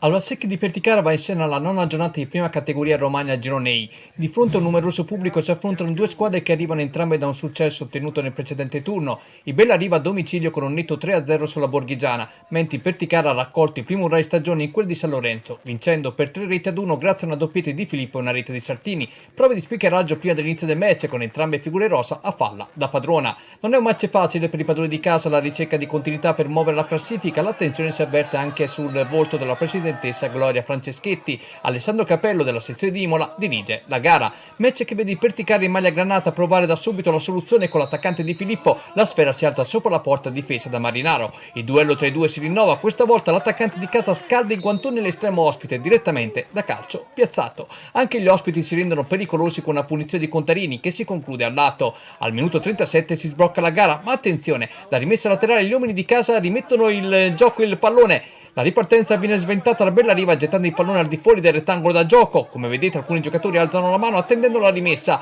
Capello di Imola invece fa segno di proseguire, non supportato dall'assistente ospite, con conseguente corner guadagnato dal Bellariva. Dall'angolo Narsigò che porta sotto misura la deviazione vincente numero 6 Tonini. 1-0 per il Bellariva, non senza proteste per i padroni di casa. Al 40°, 3 minuti più tardi, Bellariva perviene al raddoppio. Questa volta il merito è di Bargelli, che su assist di Montanari, approfittando di una palla persa di iniziazione dai padroni di casa, non tradisce l'appuntamento con la rete per lo 0-2 che manda in estasi il numero 11 con meritati plausi dei compagni e abbracci. Nel finale gli ospiti sfiorano addirittura i tris con la conclusione di Contarini che si perde al lato. Successivamente ancora Contarini, prima del duplice fischio, a vedersi lo specchio della porta chiuso dall'ottima uscita di Balducci. Squadre a riposo sullo 0-2, primo piano per il direttore di gara. Nella ripresa si rinnova il duello tra Contarini e Balducci con il portiere di casa che respinge la punizione del numero 10. La risposta del Perticara è affidata all'estero del suo numero 10 Polidori, che in velocità davanti a Marinaro si fa ipnotizzare da quest'ultimo. Poi lo stesso numero 10 che imposta traversone al centro, Sfari fa da sponda per Morciano, pallone fuori. Ancora Perticara generoso con il tentativo di Polidori, ma risulta comoda presa per Marinaro. Gli animi si scaldano a farne le spese il tecnico del Perticara Mauro Comandini, che viene allontanato anzitempo. Quando riprende il match il Bellariva prosegue nel suo forcing e la concussione di Montanari non trova lo specchio della porta. Da punizione ancora Contarini a impegnare Balducci. All'83° Balducci si supera nel chiudere lo specchio della porta a Bargelli con una parata di piede e nel finale ancora una volta risponde presente all'altro neoentrato Liberato. Il Perticara esce sconfitto al Valsecchi, la squadra di Comandini deve ancora attendere per il primo urrà di fronte al pubblico amico. Rispetto alle altre apparizioni la squadra di Comandini migliora in fase difensiva e di impostazione, ma oggi è risultata assente in fase offensiva. Il Bellariva ha raccolto il massimo dopo la prima mezz'ora di equilibrio, poi complice anche una disattenzione arbitrale. Una volta trovati i gol ha amministrato il match insidiando più volte la porta di Balducci. Da questa prestazione dovrà ripartire il campionato del Perticara. Allora Giacomo, questa partita ti faccio vedere un po' di immagini se vuoi, però che idea ti sei fatto? Allora, sicuramente il Perticara in questo momento deve migliorare ancora, sicuramente come hai detto te in fase offensiva, però anche attenzione soprattutto a livello difensivo. Adesso il primo gol si vede non benissimo l'azione, probabilmente c'è anche un errore arbitrale di valutazione e quindi i giocatori non si devono fermare aspettando l'arbitro, devono continuare a giocare chiamando l'attenzione dell'arbitro, quindi questa è una disattenzione che si devono superare. Però come hai detto bene te, sicuramente bisogna ripartire da qui, bisogna ripartire dalla la vittoria in esterna e quindi cercare di iniziare a fare risultati soprattutto in casa. Però bisogna anche ci sia più incisività anche davanti, perché forse a differenza delle altre partite si ha tirato un po' meno confronto alle ultime prestazioni. Lenzo, una classifica che dice che la prima in testa, che è la Stella, 27 punti, la seconda segue a ben praticamente 11 punti di distanza. Campionato già chiuso anche qui, come l'Eccellenza. Il campionato è qui, la Stella con i suoi 9 punti di vantaggio è una cosa impossibile. Io l'ho detto anche domenica che Stella Riccione, la Stella avrebbe vinto con facilità e infatti mi ha dato ragione. Ritornando al Perticara, chiaro che il campionato è lungo,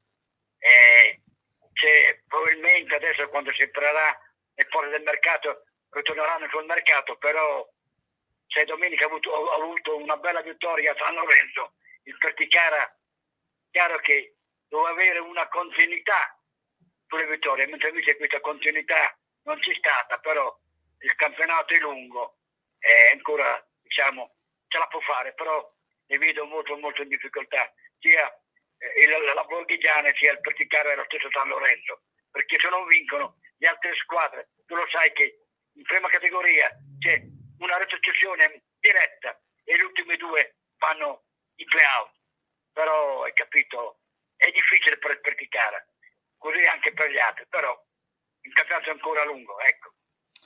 Per il campionato la Stella ce l'ha nella tasca. Io voglio fare una domanda all'amico Alpini. Vai. si parlava di questo grande Bacchia, ma il Bacchia poi non è tutta questa squadra come gli addetti ai lavori dicevano. Cosa è mancato questo Bacchia, caro Alpini? Allora, sicuramente c'è stato qualcosa all'interno che ha un po' fatto saltare tutti i piani.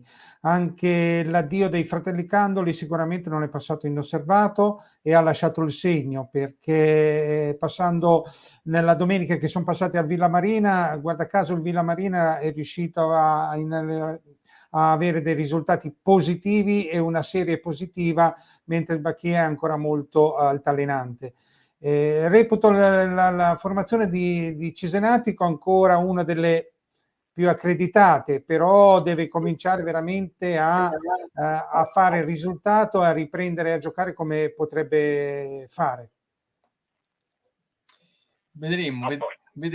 Intanto vi faccio vedere il prossimo turno: l'Atletico Poggio Roncofreddo, Bacchia Cesenatico Perticara. Poi abbiamo Bellariva Virtus Mondaino, Borghigiana Delfini Rimini, Riccione Polisportiva Sala, altra bella partita, San Lorenzo Morciano, Villamarina Stelle. Sala che ieri ha vinto grazie alla tua non presenza, caro Giacomo. No, complimenti davvero, una vittoria importantissima ieri quella del Sala, perché ti faccio vedere la classifica, arriva a 11 punti, si mette dietro un filotto di squadre che comunque la insidiavano, no?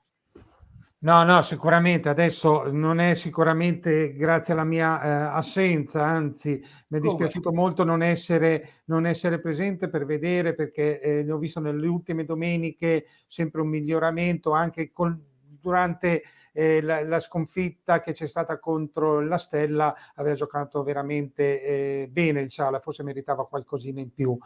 Domenica grande possibilità di Villamarina di far vedere la propria forza, però reputo che in questo momento sicuramente la Stella ha qualcosa in più delle altre e farà molta fatica il Villamarina a imporsi. Luca Cicchietti ti manda 2 cuoricini, ti ama Giacomo, quindi va bene così. Grande, Luca è un grande. Sì, ma tanto non viene a Bellaria, stai tranquillo che non te lo porto a Bellaria, va bene. Abbiamo terminato qui questa diretta di calcio di rigore. Per tutti gli amici appassionati della Serie D, noi ci spostiamo, rimaniamo su Romagna Sport, ma ci spostiamo dalla pagina Facebook di calcio di rigore a quella di Sport Up. Rimaniamo sempre anche sul canale televisivo di YouTube Daniele Emanuelli, quindi semplicemente se siete sul calcio di rigore collegatevi o su YouTube Daniele Emanuelli o sulla pagina di Sport Up, o se siete già su Romagna Sport rimanete insomma a seguirci tramite Romagna Sport. Giacomo Alpini, grazie di tutto. Grazie a te, buonasera a tutti. E grazie anche in collegamento telefonico al nostro Renzo Baldisseri. Grazie Renzo. Ciao, buonanotte a tutti. Noi ci sentiamo fra 1 minuto e mezzo circa, partendo con la Serie D e con Sport Up. Grazie ancora a Daniele Emanuelli.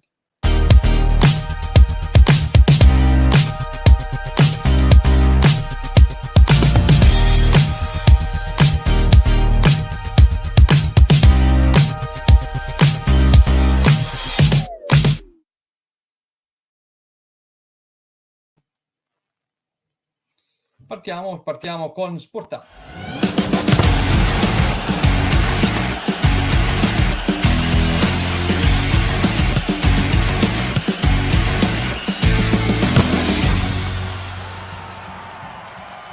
Questo programma è offerto da Il divertimento è il Bowling 70s a Cerasolo Ausa, sulla superstrada di San Marino.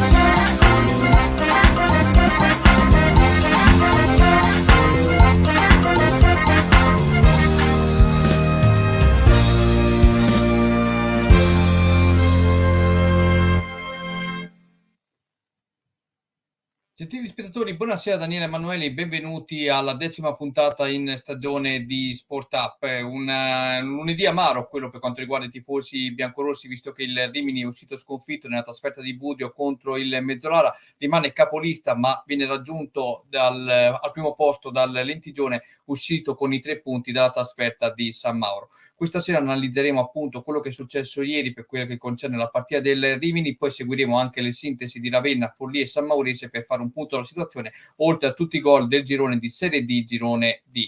Ma prima di iniziare vado a presentare gli ospiti di questa serata e vi ricordo anche che per interagire, per scrivere i vostri commenti, per porci delle domande, potete usufruire della chat sottostante a questo video. Vado a salutare il giornalista Roberto Gabellini. Ciao Roberto, buonasera. Ciao Daniele, buon lavoro. Poi, mentre aspettiamo anche Massimo Zanini, che si era collegato prima, ma l'ho perso per un attimo, andiamo a salutare anche l'ospite di questa sera, l'ex DG del Rimini, ovvero Antonello Sammarco. Ciao Antonello. Devi attivare il volume, se no non ti sento. Eccoci, buonasera. Eccoci, buonasera sì, Daniele. Buonasera a tutti, ciao Roberto. Ciao, buonasera a te. Ciao. Allora, è stata una serata sicuramente particolare quella di ieri sera, perché il Rimini per la prima volta in stagione ha conosciuto il primo stop in campionato. Lo analizzeremo con voi, ma come sempre andiamo a vedere quello che è successo nel dettaglio attraverso risultati e classifiche a cura degli amici di Romagna Sport. Eccolo qui, ci arrivano, ci assistono adesso. Borgo Sadornino Ghivizzano 0-0. Correggese Alcione Milano 1-1, Fanfulla Agnanese 1-1, Forlì Bagnolese 2-0, Mezzolara Rimini 2-1, Progresso Seravezza 0-1, Ravenna Prato 4-1, Real Forte Querceta Athletic Carpi 2-2, San Maurese Lentigione 1-2, Tritium Sasso Marconi 1-1. Le statistiche: i gol fatti sono stati ben 24, le vittorie in casa 3, le vittorie fuori casa 2, i pareggi ben 5. Questa giornata, vado a memoria, è quella in cui si è pareggiata più delle altre 9 e quindi inizia ad esserci un determinato equilibrio, ma ci sono tante novità anche di mercato, soprattutto di una formazione protagonista in questo girone, e poi capirete quale. Rimini al comando insieme al Lentigione a quota 25 punti, segue il Ravenna 19 ma deve recuperare una partita, Agnanese 18, il Seravezza 17 ma deve recuperare la partita con il Ravenna, Mezzolara 17, Prato 16, Sasso Marconi 15, Athletic Carpi 14, Fanfulla, Alcione Milano, Real Forte Querceta 12, San Maurese, Forlì 11, torna a sorridere anche Forlì, Correggese 10 punti, Bagnolese, Borgo Sadornino 8, Tritium Progresso 7 punti, chiude il fanalino di coda Ghivizzano a quota 6 punti. Allora, mentre rientro in studio, perché voglio salutare Massimo Zanini, vediamo se riusciamo a intrometterlo. Massimo sto aspettando che si colleghi. Volevo capire con voi, eccolo qui. Ciao Massimo. Non ti sento, attiva anche buonasera tu. A tutti. Buonasera, ok, ora ti sento. Ciao buonasera. Massimo. Okay. Ciao, buonasera, ciao Antonello. Ti ritroviamo con piacere, piacere. Roberto, inizierei da te andando a vedere appunto un attimo questi risultati, telegrafico, perché poi andiamo a vedere subito il servizio dei gol. Beh, io posso solo dire che bisognava aspettarsela. Il Rimini probabilmente ha preso l'incontro, sebbene Gaburro avesse detto chiaramente che il campo sarebbe stato ostico, l'ha preso forse con leggerezza. Pensava, visto l'andamento della partita, di poter fare 4-4-8 di questa Mezzolara, invece il campo di Budrio si è ritrovato ad essere quel campo ostico per il Rimini ormai da tempi atavici. Quindi, sebbene abbia recuperato il pareggio, eccetera, il rigore c'era o non c'era, non lo sappiamo, però c'è un fatto: la squadra deve essere più determinata, più cattiva e sfruttare le occasioni, perché così facendo non va bene.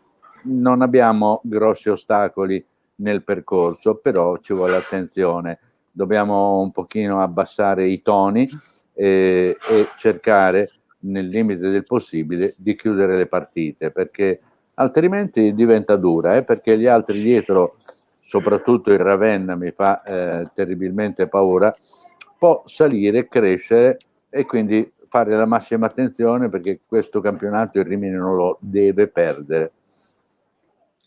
Allora, io direi di andare a vedere adesso, prima di sentire Antonello e Massimo, tutti i gol del girone e poi entriamo nel dettaglio per vedere la partita del Rimini, del Forlì, del Ravenna e della San Maurizio. Le abbiamo tutte e 4 questa sera e quindi davvero iniziamo dai gol.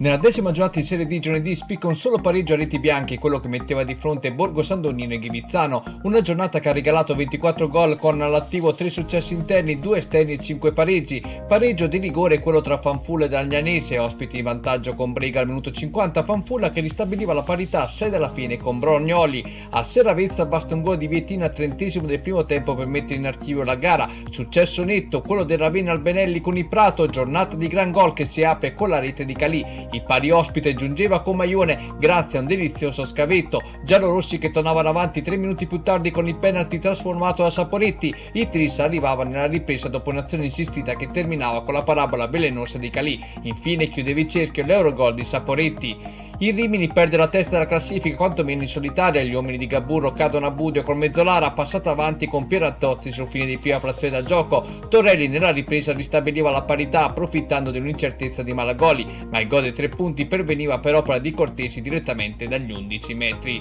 Del passo falso del Rimini ne approfitta il Lentigione, nuova capolista con i biancorossi, una doppietta di Caprioni tra il 15° e il 24° mandava gli Emiliani sul doppio vantaggio nella trasferta in casa della San Maurese, vantaggio confermato fino alla fine del match nonostante l'uomo in meno e la rete di Misuracca che aveva riaperto parzialmente i giochi. Vince anche il Follia, la prima di Gadda al Morgani, succede tutto tra l'89° e il 95°, prima Ballardini, fine Borelli davano la vittoria all'inglese ai Galletti. La Tritium dopo i 13 nuovi acquisti impatti in casa col Sasso Marconi, i padroni di casa vanno avanti sul rigore trasformato da Gobi, ma si fanno raggiungere nella ripresa dal colpo di testa di Serra, pari infine per 2-2 tra Real Porto e Quercete e Carpi, ospiti avanti dal dischetto con Raffini, pareggio nerazzurro con una sventola da fuori area a cura di Grassi, decisivi minuti finali tra l'83° e l'89°, succede davvero di tutto, prima in Serravezza sbaglia un penalty, il Carpi ringrazia e torna in vantaggio con Calanca, raccogliendo un pallone per il tapin vincente, ma all'89° i toscani trovavano il pareggio con la zampata vincente di Ricci.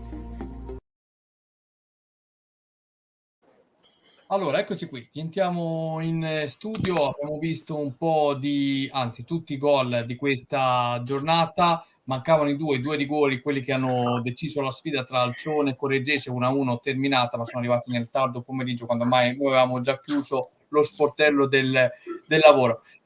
Antonello, da vecchio dirigente biancorosso, ti ritrovi in una situazione come la Tritium che cambia proprietario e il nuovo direttore nel giro di 3 giorni compra 13 giocatori, come la prenderesti un po'? Davvero una squadra nuova che si getta nuovamente in campionato praticamente con una proprietà nuova e tutto da rifare sostanzialmente, anche se siamo già alla 10ª del torneo di Serie D. Beh, Daniele, è una situazione che un po' l'abbiamo vissuta noi l'anno scorso, no?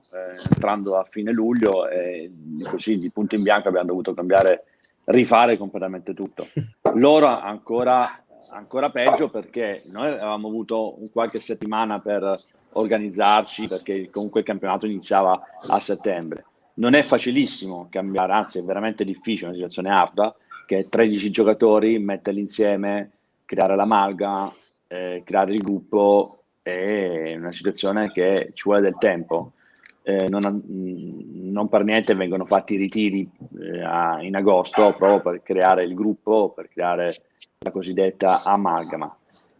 È chiaro che sicuramente la rosa non era forte e quindi questi 3 giocatori andranno a rinforzare un po' tutta la squadra. Ci vorrà del tempo, non è una cosa che si fa dall'oggi al domani, ecco, bisogna conoscerci, poi bisogna vedere, questi 13 giocatori sono allenati, hanno fatto un ritiro per campionato, hanno fatto una preparazione atletica e quindi sai che il rischio è anche prendere un giocatore che è fermo da un paio di mesi, farlo giocare, dopodiché la prima partita potrebbe anche, come dire, avere una contrattura, strappettino, eccetera, sono rischi del mestiere, insomma.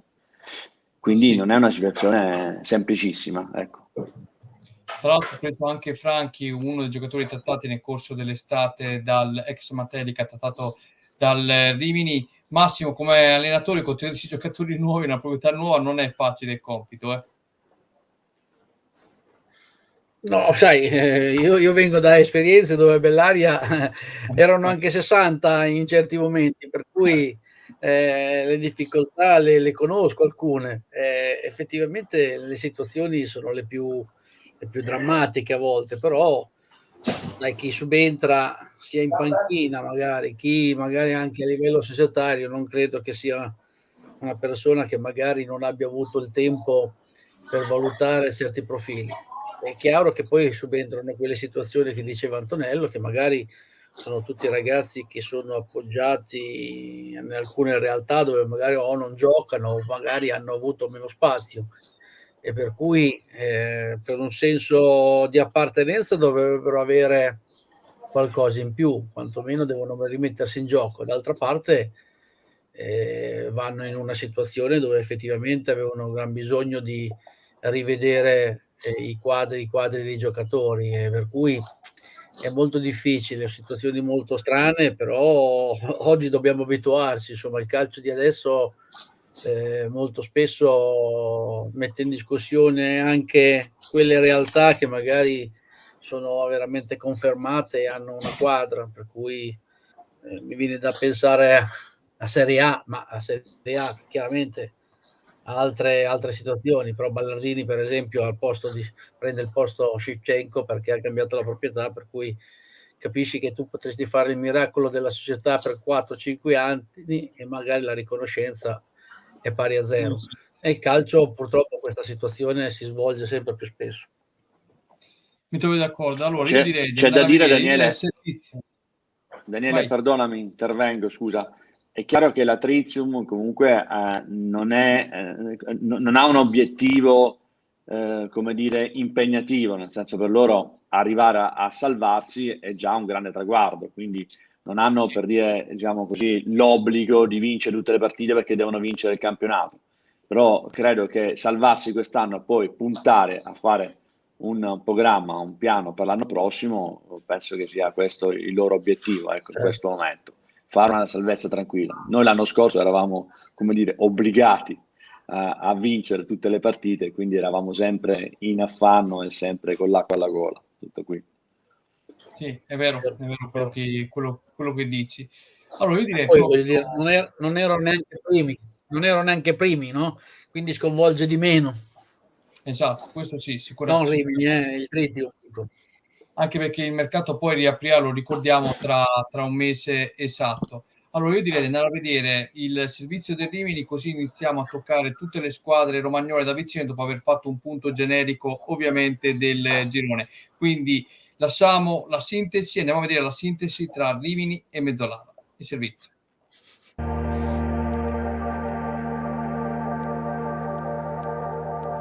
A Budio si torna indietro nel tempo nella gestione dei Meis, la squadra conobbe una brutta sconfitta nella stagione attuale, arriva la prima per il Rimini sotto la gestione Rota contro una squadra che dopo l'ottimo inizio era stata perfino primatista del girone, aveva perso un po' lo smalto e la luce fino a ritrovarla dopo la prova odierna. In Mezzolana, in maglia bianca, si rende subito pericoloso questo assolo di Cortesi che non trova deviazioni vincenti sotto misura ad opera dei propri compagni, ma dall'altra parte l'asse Piscitella Germinale sta lì a dimostrare di che pasta è fatto il Rimini, l'ex vice Pesaro sfiora così la marcatura. In fase di ripartenza il Rimini perde palla permettendo a Faggi di arrivare al tiro, Marietta risponde presente. È la volta della stella ex Entella Andreis, il giocatore in contropiede va vicinissimo al gol del vantaggio, pallone fuori di un nulla. Quando il Rimini ha palla tra i piedi vale il prezzo del biglietto, Gabbianelli di tacco smarca lo Duca, traversone sbagliato per l'ex Catania. Dall'angolo e chiusura di tempo i padroni di casa passano con questo stacco di testa a cura di Pierantozzi. Davvero bello e preciso l'inserimento da parte del numero 2 di casa. Sarà questa l'unica sbavatura in fase d'attenzione da parte della difesa di mister Gaburro. Nella difesa Piscitella scodella questo pallone per Greserini, il centrocampista è bravo in fase di inserimento con Malagoli che si fa trovare pronto. Da calcio piazzato di Piscitella nasce il colpo di testa di Tanasa, Malagoli non trattiene permettendo all'Esto Tonelli sempre di testa di Ribadini, pallone alle sue spalle. Il Rimini giunge al pareggio con leggera complicità del portiere di casa. Potremmo dire fino a questo punto pareggio meritato. In mezz'ora mette il naso fuori dalla propria area di rigore e con scioltezza e semplicità amministra la sfera portando alla conclusione finale Cortesi, ma Marietta c'è. La punizione in Rimini torna a rendersi pericoloso dalle parti Malagoli, il portiere vede all'ultimo il pallone in tuffo, riesce ad evitare pericoli maggiori. Dopo un'azione confusa che porta a un batti e ribatti, Gabbianelli prova a trovare la via del gol, il pallone si alza sopra la porta difesa da Malagoli. Ma l'ingenuità la commette il Rimini dall'altra parte, gentile omaggio del pallone al numero 10 Cortesi che una volta penetrato in area viene atterrato da Panelli. Dal dischetto lo stesso Cortesi non tradisce l'appuntamento con la rete per il 2-1 finale, mandando in estasi tutto il pubblico di casa e i propri compagni. Nel finale è lo stesso Panelli a farsi perdonare per il rigore concesso, ma il suo colpo di testa viene sventato da Malagoli e a nessuno dei biancorossi riesce il tap-in vincente. Termina qui una gara dove, nonostante la sconfitta, il Rimini si dimostra una squadra fortissima con il Mezzolara che compie l'impresa di giornata. Antonello, cosa dice secondo te questa sconfitta per il Rimini? È un campanello d'allarme? Ma è una sconfitta che ci può stare, il campionato è lungo, sai. Devi considerare questo, che comunque tutte le squadre che giocano contro il Rimini è come se giocassero la partita della vita, quindi è come se il Rimini dovesse giocare con l'Inter o con la Juve, quindi ci mettono sempre il 101%. È chiaro che da questa corazzata non ci si aspettava questa sconfitta, quantomeno un pareggio fuori casa ci poteva stare.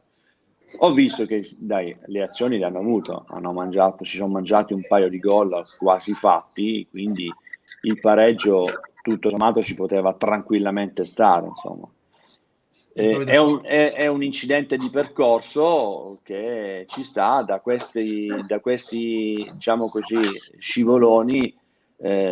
Si trae spunto per evitare le prossime volte di incappare in questi errori e quindi scendere in campo ancora più concentrati nella consapevolezza di sapere che le squadre avversarie non ti lasciano nulla, anzi contro il Rimini ci mettono sempre il doppio dell'impegno.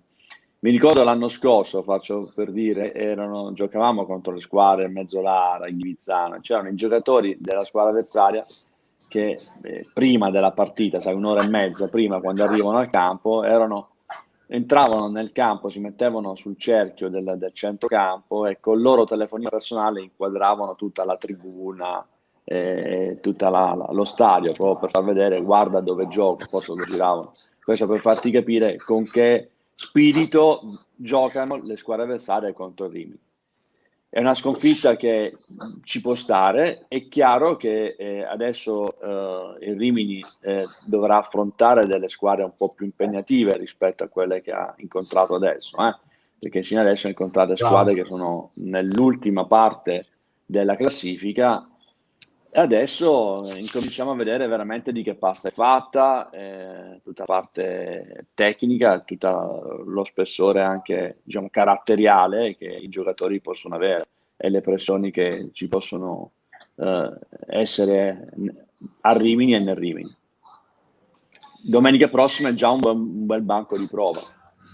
Domenica prossima sì, e volevo capire anche da Massimo come ha visto questa sconfitta, perché è vero quello che dice anche Antonello, secondo me, l'ho detto anche nel servizio, il Rimini è davvero forte, secondo me il Mezzolara ha compiuto l'impresa di giornata. Non ci sono campanelli d'allarme a mio modo di vedere, però da tecnico volevo capire anche lui come aveva visto questa sconfitta, che idea si era fatto vedendo anche le azioni che stanno scorrendo in questo momento.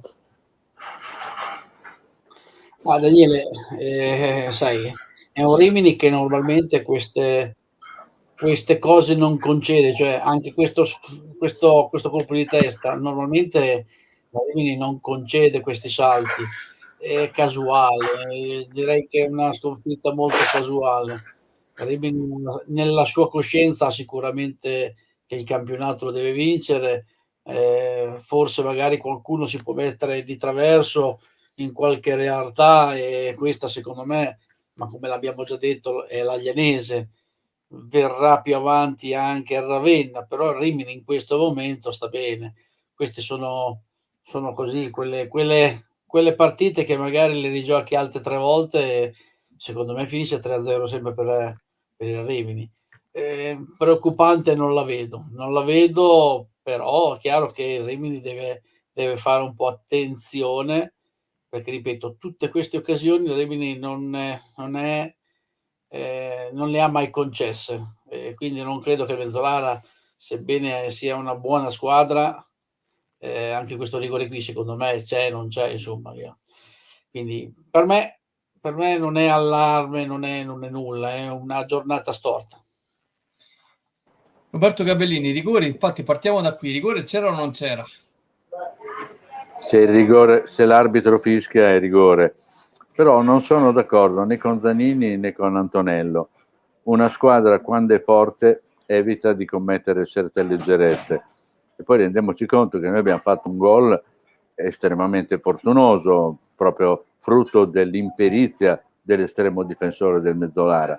Per il resto una squadra forte deve dimostrare di essere forte. Io non vedo segnali d'allarme, il Rimini sicuramente vincerà il campionato, però bisogna fare molta attenzione, perché siamo a volte distratti e non ci si può distrarre in un campionato come questo, se hai ambizioni di scudetto, per così dire.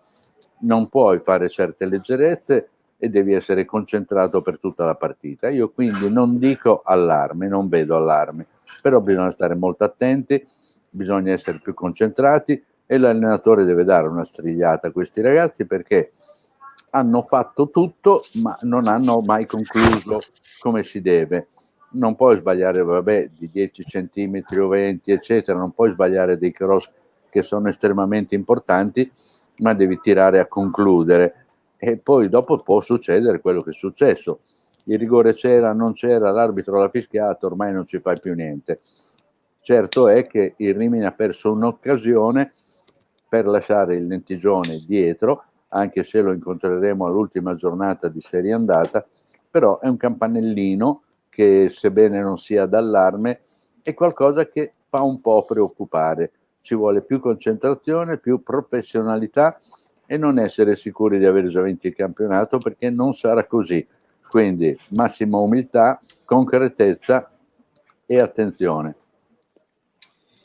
Roberto, scusa Daniele, conoscendo Andrea Maniero, tu prima hai detto Gaburo dovrà tirare le orecchie ai suoi giocatori. Guarda, conoscendo Andrea Maniero, sicuramente l'ha fatto lui, sia ieri sera che stamattina con i giocatori, li ha chiamati uno a uno, conoscendolo, guarda. Quindi vedrai che sono convinto che nessuno ha mai messo una strigliata l'hanno avuto. Una strigliata l'hanno avuta. Discussione Gaburro, sono ottimi professionisti, certo. Così come nessuno mette in discussione l'impegno che ci ha messo il presidente Rota.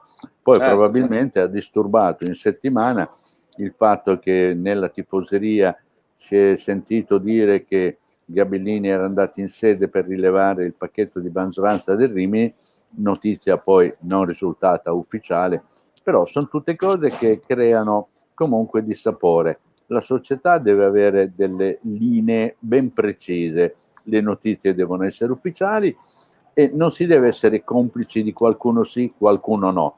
Serve professionalità, Antonello, tu lo insegni. Tu hai avuto un comportamento nell'anno e passa che sei stato nel Rimini di eccelsa trasparenza.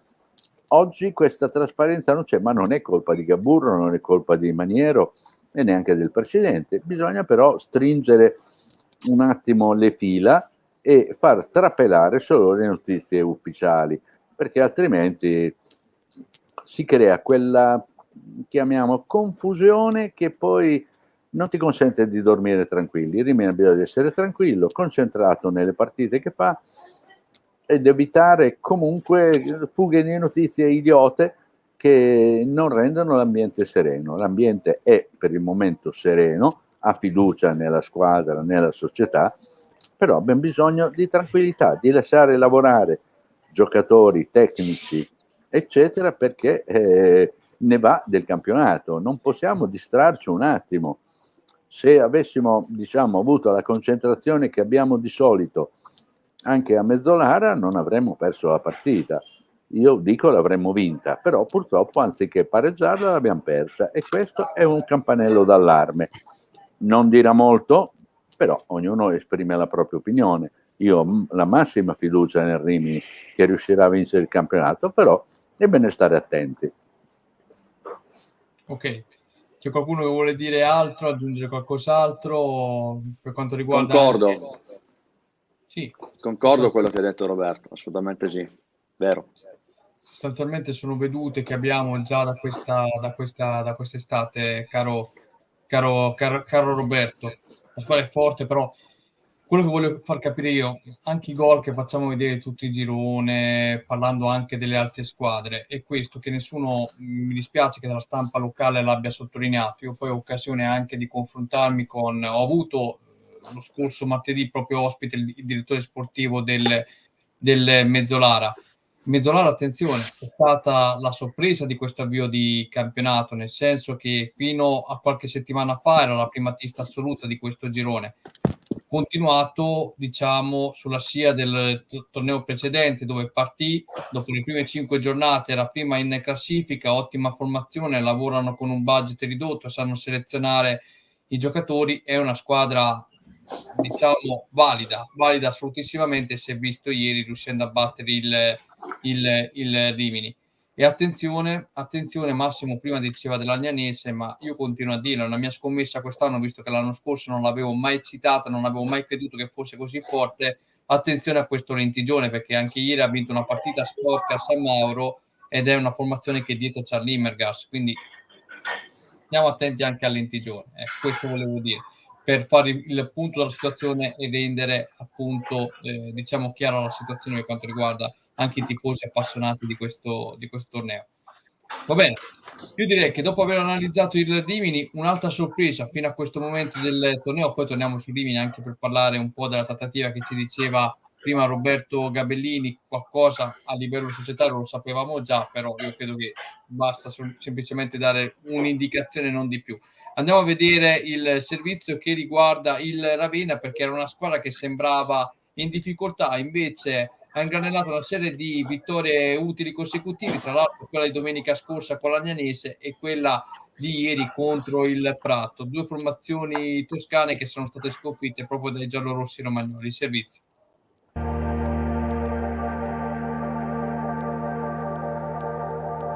Dove potrà arrivare questo Ravenna considerando i potenziali della rosa? Nessuno può dirlo. Recupero permettendo, i giallorossi balzano al terzo posto in classifica e con una vittoria in quella gara che manca potrebbero portarsi a -3 dalle prime 2 della classe, ma tra il dire e fare c'è di mezzo la sfida con il Prato. Arbitra la gara Iannello di Messina, coadiuvato da Pampaloni di La Spezia e De Capo Adinola. Il Ravenna si vede subito in area ospite, incursione di Saporetti, tentativo ribattuto, pallone messo al centro con Guidone che sotto misura deposita la sfera in fondo alla rete. Gol annullato per posizione di offside dall'attaccante in maglia numero 17. Gioia strozzata per i giallorossi che non demordono e pervengono nuovamente al tiro con Spinosa. Pagnini in tuffo plastico devia in corner. Ma ultimamente vedere il Ravenna giocare è un piacere. Guardate l'azione che interrompe l'equilibrio in campo. Silla mette al centro, Guidone stoppa e serve palla Grazioli che al centro dell'area di rigore pesca Calì, e tanti saluti alla difesa toscana. 1-0 che sa di squadra per i giallorossi, applausi meritati. I padroni di casa non si accontentano, da calcio piazzato Antonini pesca Grazioli, cui tiro a giro viene respinto da Pagnini. In una delle poche sbavature della difesa di casa il Prato colpisce e punisce con Maione. Delizioso lo scavetto con il tocco che vale in momentaneo 1-1, ma la gioia pratese dura pochissimo. Il Ravenna non ci sta, Saporetti dall'altra parte tocca per Guidone che viene toccato secondo giudizio arbitrale da Cestaro. Dal dischetto si presenta Saporetti riportando in vantaggio i giallorossi. Ma il pomeriggio di Pagnini continua ad essere tutt'altro che inoperoso. Qui l'estremo ospite deve distendersi per neutralizzare il tentativo di Silla prima e quello di Prati successivamente. Prato che rimane in partita grazie al suo portiere. Nella ripresa segnali di risveglio proprio della formazione ospite, il tiro di Dorsi viene deviato in angolo da Botti. Dal corner corre un brivido per la difesa ravennate con la formazione ospite che non riesce ad impattare il pallone dopo una mischia pericolosa. Il tris del Ravenna viene in modo carambolesco. Angeli sbaglia lettura su Silla, l'attaccante si presenta in area di rigore ma viene stoppato dallo stesso Angeli. Guidone raccoglie la sfera, centra Silla in pieno, il pallone carambola però sul piede caldo di Calì che con una parabola velenosa beffa per la terza volta gli ospiti. 3-1 e fine dei giochi, o forse no, perché la squadra di Dossena continua a produrre e a divertirsi, sprecando le occasioni anche quando il pallone viene gentilmente restituito e la volta volta di Guidone che non riesce a trovare proprio il gol. Dall'altra parte 2 traversoni di Alexis provocano qualche brivido alla difesa di casa, prima Maione non ne approfitta, nel secondo tentativo Botti respinge di pugno, ma che sia la domenica dove a Ravenna riesce davvero tutto, tra bravura e gentili omaggi degli avversari si capisce quando Saporetti da casa sua inventa i gol della domenica, e con questo ci uniamo anche noi agli applausi, preferendo alzare i decibel dello stadio Benelli per concludere questo servizio.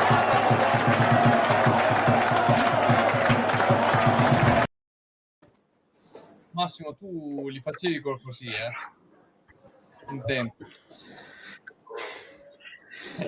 Abbiamo sempre detto che il Ravenna lo attendavamo, per cui credo che il Ravenna sia arrivato, e questa dimostrazione di questi gol anche quasi impossibili, secondo me sono la dimostrazione che il Ravenna c'è e arriverà. Ma Antonello, vedere uno stadio così bello con l'effetto sonoro che si sentiva in sottofondo dà gusto veramente, era quello che cercavate anche voi lo scorso anno, cercando di riportare l'entusiasmo in una piazza come Rimini, perché anche tu l'anno scorso, ripartendo con la presidenza rota, lo ricordiamo, a Rimini le prime difficoltà erano quelle di appunto di riportare, tolto ovviamente il periodo dovuto al Covid, le difficoltà dovute al Covid, di nuovo i tifosi allo stadio e far ritrovare quell'entusiasmo che mancava dopo l'ultima gestione di Grassi. Aspetta che non ti sento. Ok. Mi sentite? Ecco. Adesso? Sì. Sì. È vero quello che dici te, non era facilissimo perché l'anno scorso ad agosto i tifosi erano tutti amareggiati perché Rimini a marzo era stato retrocesso al tavolino della Lega, quindi c'era tantissima amarezza nei confronti, diciamo, della Lega. E di tu mi ricordo anche quando c'è stato l'anno scorso, il 1° settembre, c'è stato per la prima volta il calciomercato qui a Rimini, i tifosi andarono a contestare il calciomercato perché volevano fare una manifestazione di protesta nei confronti della Lega. Quindi c'era già tanta amarezza. I risultati sicuramente non ci aiutavano, però è chiaro che il mio scopo era quello di far avvicinare quanto più possibile la gente allo stadio. Non siamo stati neanche aiutati dal Covid, perché poi praticamente con gli stadi chiusi il pubblico non poteva venire, non potevamo fare riunioni, non si potevano fare assembramenti, eccetera. Anche durante gli allenamenti non si poteva vedere anche un allenamento. Quindi questo ha, come dire, messo un muro tra la squadra e i tifosi.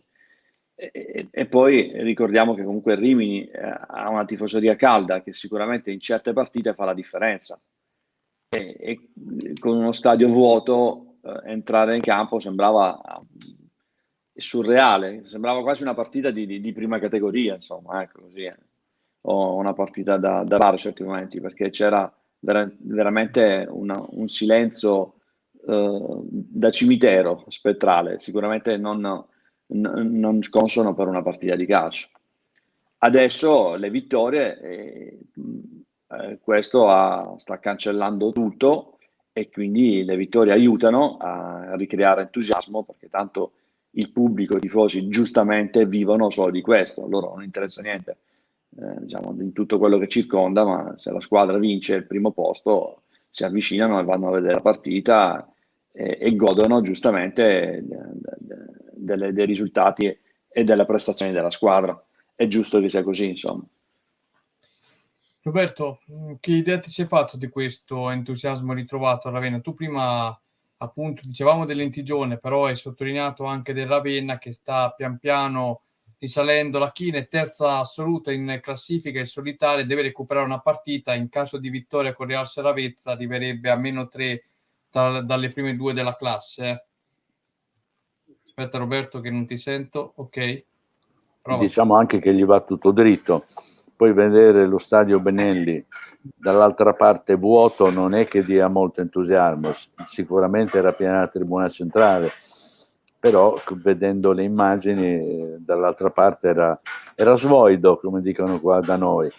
Indipendentemente da questo gli va anche tutto bene, perché il gol della domenica, il quarto gol realizzato, è veramente qualcosa di fantastico, ma anche casuale.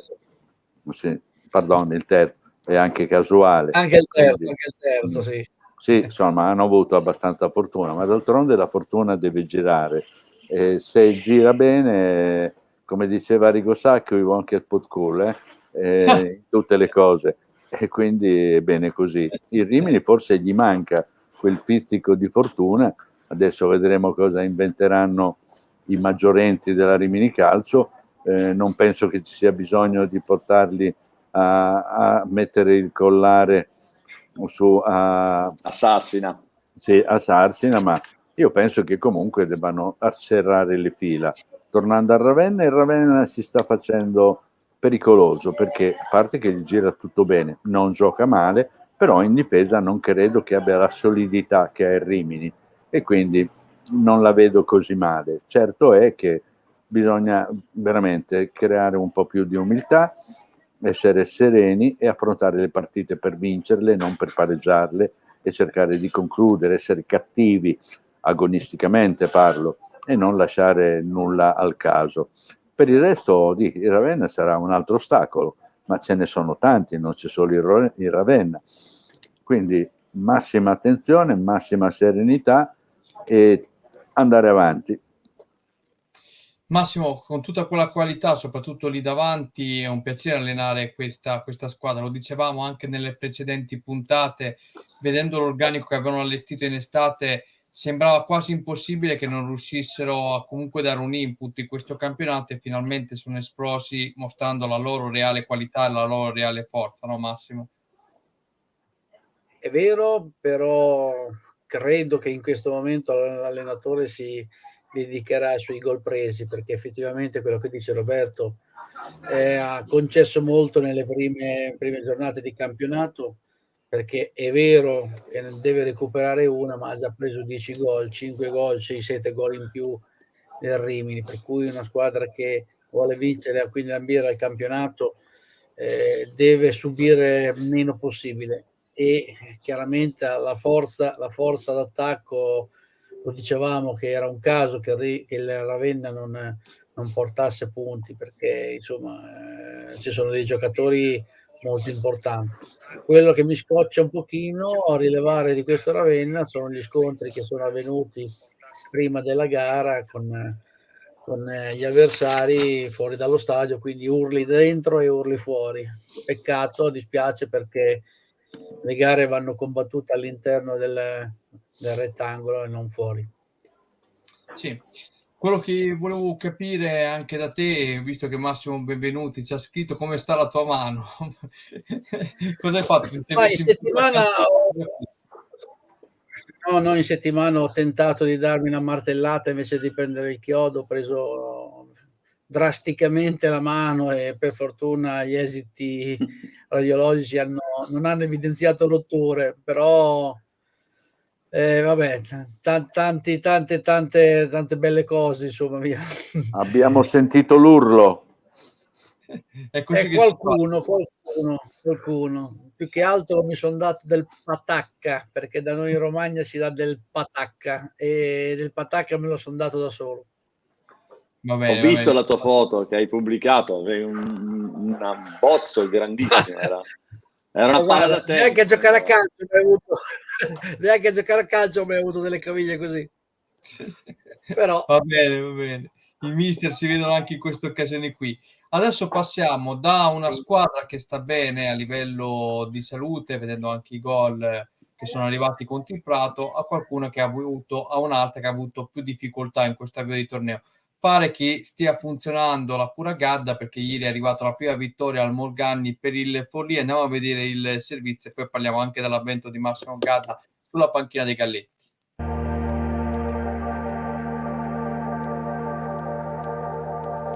Dopo il debutto 7 giorni prima a Prato per Massimo Gadda è tempo di ripercorrere la strada dei Morganni per risalire la china. Ospite la Bagnolese, altra squadra desiderosa di tirarsi fuori dalla zona rossa di classifica. Abita la gara Giuseppe Sassano della sezione di Padova, coadiuvato da Federico Mezzalira della sezione di Varese e Lorenzo Riganò della sezione di Chiari. Il Forlì crea la sua prima pallagol con l'esterno Gersos, Corradi risponde con una parata alla Garella. I padroni di casa affondano nuovamente nell'area ospite, andando anche in gol con Ballardini, ma l'arbitro annulla per posizione di offside. offside. Il pressing degli uomini di Gadda prosegue, in questo caso arriva alla conclusione Borelli con il tiro che si perde al lato. Sull'altro versante la Bagnolese arriva al tiro con Madbi, con spinta di De Gori ed infine con Buffagni. Nulla da fare per i rossoblu ospiti che trovano nuovamente la risposta di De Gori. Nella ripresa il Forlì cambia marcia, la squadra di Gatto acquisisce sempre più forza, la discesa di Ballardini manda a tiro verde e Corradi respinge. Lo stesso Ballardini alimenta la nuova offensiva biancorossa, pallone che carambola sul piede di Rapai che si divora un gol fatto da buona posizione. Successivamente la volta di Borelli che con un tiro a giro crea l'illusione del gol. La replica della Bagnolese è affidata a Cortesi, pallone che termina sull'esterno della rete. A questo punto entra in vigore il cosiddetto dentro o fuori. I biancorossi centrano il legno superiore della porta difesa da Corradi, mentre dall'altra parte, concedendo spazi, la Bagnolese rendersi pericolosa sfiorando la marcatura con un tiro da distanza terminato alla destra di De Gori. Ma il dentro e fuori provoca anche i 2 gol finali del Forlì. A sbloccare la gara, che sa veramente in liberazione, Ballardini al minuto 89, ad un passo dal purgatorio verrebbe da dire, e nell'extra time, nella classica azione di contropiede, è Borelli tra i migliori in campo a realizzare il gol del 2-0.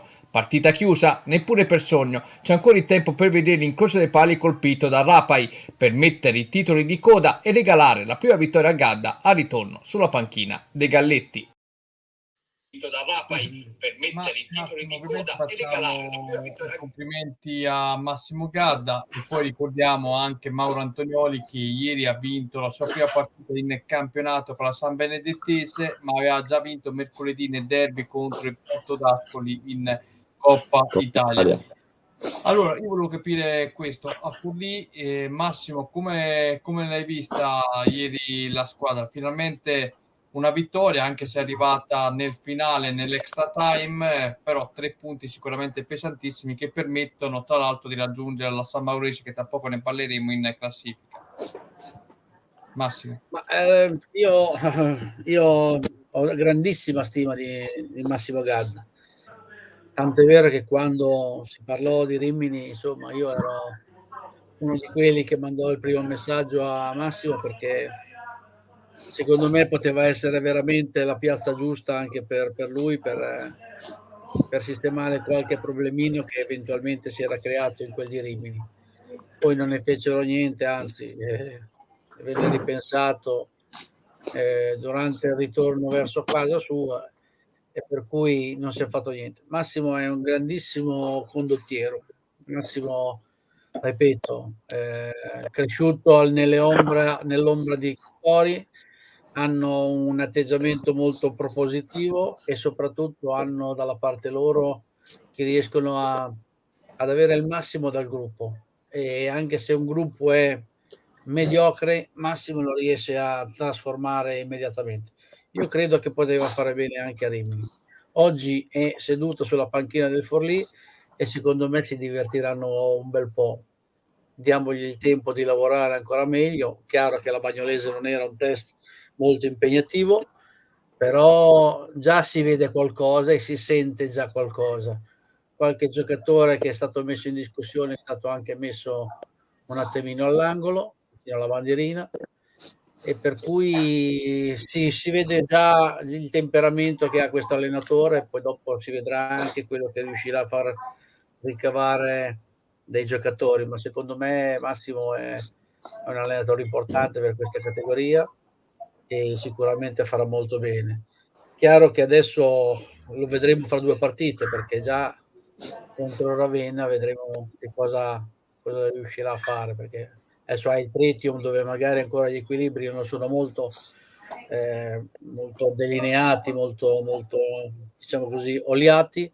Poi contro Ravenna, secondo me, che lui è di Ravenna che ha giocato a Ravenna, è stato un condottiero del Ravenna, per cui credo che saprà caricare molto bene la squadra. Vedremo, saremo curiosissimi. Qui Antonello ci passa dalla Tritium che dicevamo prima a una squadra che era stata allestita per essere protagonista in questo campionato, che però è molto indietro in classifica. Anche qui a dicembre bisognerà fare delle scelte precise, perché chiaramente molti giocatori dovranno andare via, visto che non si sta raggiungendo l'obiettivo prefissato ad inizio stagione, no? Una mini rivoluzione ci sarà sicuramente. non facile per la dirigenza, per una piazza importante, visto che prima parlavamo di entusiasmo da ritrovare. Lo scorso anno tu l'hai vissuto sulla tua pelle con i Rimini, anche a Forlì le cose non stanno andando benissimo, insomma. Sì, a luglio, quando erano partiti, ad agosto, insomma, i programmi erano tutt'altro di quello che stanno ricoprendo adesso la posizione in classifica. Vedere lì quasi nella zona play-out, sinceramente fa un po' effetto del Forlì, perché era considerata una delle squadre, insieme a proprio a Rimini, a Lentigione e a Ravenna, è considerata una delle squadre pretendenti alla vittoria finale del campionato, comunque per i primi posti. C'è stato qualcosa che sicuramente è andato storto, e adesso col cambio di allenatore sicuramente si faranno vedere gli effetti, ecco. Però non nascondo che per me è una delusione, insomma, vedere il Forlì in quella posizione di classifica. Roberto, tu hai visto dei miglioramenti in questo Forlì vedendo la partita di ieri? Qualcosa, piccoli miglioramenti, perché poi vincere la partita in zona Cesarini, sai, non è una cosa fantastica. Hanno sbagliato molti gol e questo ovviamente non porta serenità. Poi alla fine però ci si rilassa vedendo raccogliere 2 gol in poco tempo, e quindi ti rilassa ampiamente. Certo, ancora il lavoro di Gadda sarà lungo, e secondo me deve ottenere il plauso non solo della società, dei tifosi, eccetera, ma deve ascoltare ciò che gli dirà la detta stampa, che del Forlì sa tutto e di più. Comunque qualcosa ci ha messo Veronica, perché diciamo, l'assetto della squadra è cambiato, qualcosa si è mosso, qualcuno è fuori squadra per il momento, però alla fine vedrai che rientreranno tutti e il Forlì potrà fare bella figura. Certo che per ora la cura Gadda sì, è importante, ma non è ancora riuscito a prendere in mano tutto il pacchetto. Lo farà entro breve, speriamo che lo faccia con forza, perché abbiamo bisogno che i Galletti siano vicini alla parte alta della classifica, perché noi abbiamo bisogno di avere più squadre possibili quest'altro anno in Serie C. Bello questo tuo pensiero. Adesso concludiamo la carrellata di servizi andando a vedere anche l'ultima squadra della nostra zona, che era, diciamo, attesa da uno scontro importante contro la nuova capolista insieme a Rimini di Lentigione, e è arrivata una sconfitta, però una sconfitta che comunque lascia dei segnali positivi in casa San Maurizio. I servizi. A San Mauro il Lentigione cerca il successo esterno per mantenere la seconda piazza in graduatoria. Gli emiliani sono a -3 dalla capolista Rimini e non vogliono lasciare niente al caso. Dall'altra parte la San Maurese arriva dal pari in esterna sul campo del Sasso Marconi. Arbitra la gara Mbei di Cuneo, coadiuvato da Fenzi di Treviso e Conforti di Salerno. La gara vede i padroni di casa rendersi pericolosi a calcio piazzato. La battuta di Giannini provoca l'allontanamento parziale della sfera con tentativo dalla distanza dei padroni di casa spentosi al lato. Il Lentigione al primo vero affondo passa, traversone dalla destra, Boalì fa da sponda per la corrente Caprioni che infila Kelly, 1-0 per gli emiliani. Il raddoppio non tarda ad arrivare e porta la firma dello stesso marcatore, alias Caprioni. Rinvio corto di Kelly, il Lentigione recupera la sfera, tiro dalla distanza di Caprioni e porta violata per la seconda volta. La San Maurese replica con Giannini, numero 11, scambia il pallone con Merlunghi, venendo invitato dall'ex Cattolica al tiro, ma Sorsi fa buona guardia. Ancora lo scatenato Giannini, tra i migliori dei suoi, appare inarrestabile, protagonista con questo tocco di tacco che manda al tiro Gurini, pallone sull'esterno della rete. A questo punto Giannini prende la palma di migliore in campo per quanto riguarda i primi 45 minuti, provoca l'espulsione di Hodice che frana su di lui, Lentigione che rimane in 10 uomini. Da punizione Giannini alza la mira, non riuscendo ad approfittarne da subito, San Maurese che rischia di essere trafitta invece per la terza volta. Il colpo di testa di Zagnoni non viene trattenuto da Cheli che successivamente si riscatta anticipando Wali. Nella ripresa la San Maurese prova a mettere sotto il Lentigione con l'uomo in più, Misuraka non inquadra lo specchio della porta, mentre dall'altra parte Caprioni impegna Kelly. ma la San Maurese riapre i giochi quando un assolo di Giannini porta al tiro Merlonghi, tentativo ribattuto sul piede caldo di Misuracca che dalla distanza sigla così l'1-2. Giochi riaperti, dall'angolo l'incertezza di Sorsi fa gridare al possibile pari della San Maurese, l'arbitro interviene segnalando una carica sul portiere tra le proteste dei padroni di casa. La soluzione dalla distanza viene attuata anche da Pierfederici, appena entrato pallone fuori di un nulla. Lo stesso numero 16 pennella al centro questo traversone sul quale Sorsi ancora una volta risulta fuori tempo sulla linea, allontana il pericolo. La difesa ospite con questa azione si conclude un match dove Lentigione con questi 3 punti, approfittando della sconfitta del Rimini, conquista con i biancorossi la leadership del torneo. Antonello, sicuramente è una squadra molto forte, capace di saper soffrire Lentigione, perché ha giocato per più di un tempo con l'uomo in meno. Secondo te, visto che lo dicevamo a inizio puntata, è davvero la squadra che potrebbe dare più fastidio di tutte a Rimini? Assolutamente sì, l'avevamo già detto a inizio campionato, 10 partite fa, che era una squadra fortissima, aveva già una squadra, l'intelaiatura già dell'anno scorso era già una squadra importante, quest'anno si è ancora rinforzata, ma oltre all'aspetto tecnico ha una società alle spalle solida, come dicevi tu c'è Imergas dietro, giocano nel campo di proprietà appunto anche del presidente che abita attaccato al campo di calcio, nella villa proprio adiacente al campo di calcio, e quindi sai, quando c'hai una società solida alle spalle è tutto più semplice, tutto più fluido. Sicuramente darà filo da torcere a Rimini. Massimo, per quanto riguarda questa partita, che idea ti sei fatto vedendo dall'altra parte anche la San Maurese che non è riuscita a approfittare dell'uomo in più? Ma ripeto, fare il risultato a San Mauro, nel campo di San Mauro, è sempre difficile perché insomma stiamo vedendo una San Maurese abbastanza determinata. Ripeto, anche con l'uomo in più non è riuscita a raccogliere. È una San Maurese che manca di una vera punta perché il Manuzzi è andato via, non è facile sostituirlo, anzi tra l'altro sta facendo molto bene dove si è accasato, e per cui credo che il risultato insomma, di questa grande Lentigione può fare veramente la differenza in qualsiasi campo, anche giocando in 10, per cui è difficile. È una realtà, come diceva Antonello, importante del territorio, anche perché, e per cui sicuramente sarà una delle candidate a arrivare fino in fondo, indubbiamente. Come dice Antonello, abbiamo detto all'inizio dell'anno, e sono quelle 4-5 realtà, quelle al di fuori che non hanno dato sicuramente il meglio di sé, effettivamente il Forlì, ma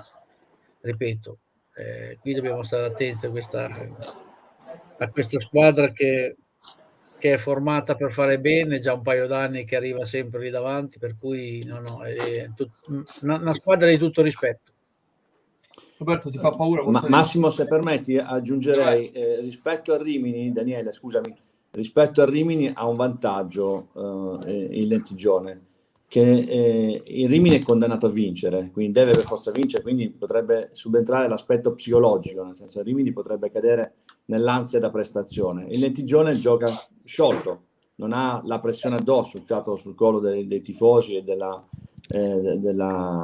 città, quindi sarà importante questo aspetto psicologico anche, ma lì è bravo Gaburro e Maniero che gestiranno al meglio queste situazioni qui. Ecco, il Rimini deve scendere in campo e deve vincere, il Lentigione non ha questa ansia. È vero. Ti fa paura, Roberto, allora questa squadra è l'unica secondo te che può davvero dare fastidio fino in fondo a Rimini? No, non mi fa paura, anche perché secondo me ieri la San Maurese è stata sfortunata. Un po' l'arbitro nero, non so se è rosso-nero, bianco-rosso o nero-rosso. Era di Cuneo, Roberto.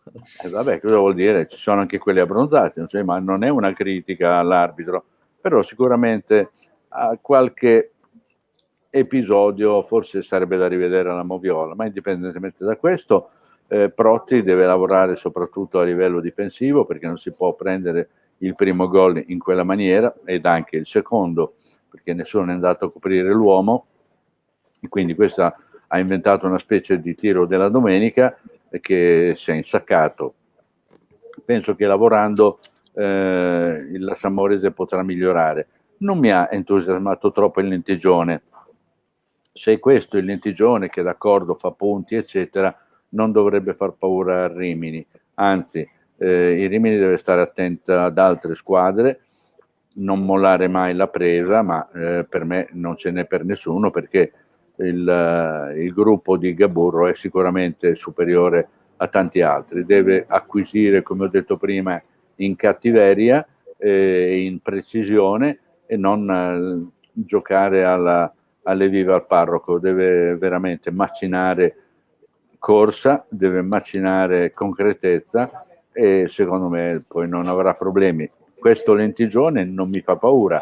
Poi sai, le partite si giocano in 90 minuti, o meglio in 180, e siccome il Rimini la incontrerà all'ultima di andata, io mi auguro che il Rimini possa avere almeno 6 punti di vantaggio sul Lentigione per poterle affrontare con tutta serenità. Però niente allarmi, non mi sembra una squadra schiacciasassi, tutt'altro, una squadra normalissima che sa sfruttare gli episodi, fa un gioco organico, ma che sicuramente Protti non è stato fortunato nella giornata di ieri, un po' come il Cattolica, che ha perso immeritatamente. Andiamo a vedere il prossimo turno, sarà l'11ª giornata. Queste le sfide: Alcione Milano Ravenna, Athletic Carpi Fanfulla, Bagnolese Progresso, Forlì Tritium, Ghivizzano Correggese, Lentigione Realforte Querceta, Prato San Maurese, Rimini Agnanese, Sasso Marconi Borgo San Donnino, Seravezza Mezzolara. Sicuramente Antonello, per i Rimini non un ostacolo facile al Neri contro l'Agnanese. Lo scorso anno quanto finì? 1-1? No, l'anno scorso in casa, dici? Sì. In casa al Neri. Sì. Come la vedi domenica? Dura, anche se l'Agnanese comunque non è che sta andando alla grande. No. L'anno scorso poi comunque le vincevano sempre all'ultimo secondo, era un segno del destino, al 90esimo, 91esimo le vincevano. Quest'anno invece vedo che sta zoppicando parecchio. Sicuramente è un impegno arduo, ma non difficile, insomma, non insormontabile per il Rimini. Il Rimini deve stare attento solo a se stesso, guarda, può soltanto avere i problemi del Rimini, possono nascere solo da dentro, da se stesso, e basta. Se si riesce a far quadrato, a isolare la squadra da pressioni psicologiche, da fattori esterni, da frasi della società eccetera, sicuramente Rimini cammina dritto per la sua strada. Vedremo poi dopo, sicuramente gli impegni con il Lentigione e Ravenna ci sapranno dire qualcosa di più. Massimo, come la vedi Rimini Agnanese? Dipende come si ricaricano questa settimana. Sicuramente, come ha detto Antonello, l'Agnanese ha qualche problemino adesso, però sai, vengono a Rimini forse cercando, come tutte, abbiamo detto anche prima, affrontare il Rimini come Rimini capitale, mi viene a dire, perché quando vieni a Rimini, insomma, effettivamente, come disse Antonello, la gente viene per starsi bene, cerca di fare il risultato, vengono a giocare in uno stadio, non giocano in un campetto, e per cui è chiaro che quando vengono a Rimini, chiunque venga a Rimini voglia portare a casa il risultato. Credo che Rimini stia bene, che questa domenica ha avuto un incidente di percorso, però l'Agnanese non è semplice da affrontare. Vediamo cosa tireranno fuori dal cilindro Gaburro e company, basta che non vadano a mangiare lo sushi. Roberto, abbiamo anche un interessante Alcione Milano Ravenna, Forlì che sarà impegnato in casa al Tritium, quindi seconda partita consecutiva al Morgagni, e poi invece ti aspetto difficile per la San Maurese contro il Prato, che anche se ieri ha preso 4 gol da Ravenna, comunque la pura Amelia sta dando degli effetti, anche se non in maniera continuativa. Beh, dopo il Rimini io andrei a vedere Prato San Maurese, perché sono convinto che il San Maurese in terra toscana farà bene. Il Rimini non penso avrà difficoltà a battere l'Aglianese se sarà concentrato. Anzi, volevo fare una promessa a Antonello: se io prenderò il Rimini lo richiamerò in società assieme ad altri ai quali faccio gli auguri per il suo compleanno. Bravo. Perché è un collaboratore, un amico, un collega straordinario. E invece Antonello, io se prendo il Rimini, che ormai è quasi mio, però ancora, perché mancano solo i soldi, il resto avrei tutto. Avrei tutto, ma cosa servono i soldi? L'importante è vincere. Grazie Roberto. Si rimediano anche quelli, però è un dirigente straordinario, sereno, serio, simpatico. No, non sono innamorato di te, stai tranquillo. Certo. Però hai dimostrato sempre una correttezza, una professionalità e una simpatia che vanno comunque sottolineati. Con questo non voglio dire che Gaburro, San Marco, il direttore sportivo, eccetera, non siano corretti, tutt'altro, ci mancherebbe, sono professionisti, fanno bene il loro lavoro, però sai, un riminese fa sempre comodo nell'entourage, ma indipendentemente da questo sarà la società che deciderà. Comunque, se prendo io il Rimini, tu sei imprescindibile, così come Zanini e Daniele Manuelli, che ovviamente farà l'addetto stampa. Grazie Roberto. Sono sicuro che arriveremo in Serie B, guarda. E forse anche oltre. Guarda, sapevo che lo diceva. Va bene. Allora, siamo addirittura d'arrivo, è stato come sempre un piacere parlare di calcio con voi. Appuntamento a lunedì prossimo a partire dalle ore 19:50 qui sui nostri canali ufficiali Facebook e YouTube. Ringrazio in primis Antonello per essere stato qui tra noi. Grazie Antonello. Grazie a te Daniele per avermi invitato, grazie ai tuoi ospiti, a Massimo e a Roberto. Grazie a Massimo Zanini, mister, ben ritrovato. Grazie Antonello, prima di Natale bisogna che ci vediamo ancora. Con piacere Massimo. Volentieri. Stavolta sta a me però. No, non c'è, quello è l'ultimo. Ma sai, dopo... Se no non riusciamo a arrivare da qualche parte per prendere il Rimini, capito? Dobbiamo partire da qualche parte. Va bene, con piacere. Sono 3 anni che aspettiamo le cozze. Daniele, perché non parliamo mai del Cattolica? Anche ieri è stato sfortunato. Cattolica, vabbè, i dirigenti non è che siano splendidi, ci mancherebbe. Però la squadra mi fa simpatia, i giallorossi meritano una striscia, no? E meriterebbero una striscia vincente. Purtroppo non vanno molto bene le cose, mi dispiace per Simone Lilli perché è un ottimo allenatore, però questi insomma alla fine non riescono mai a chiudere il cerchio. Vabbè, andrà meglio andando avanti.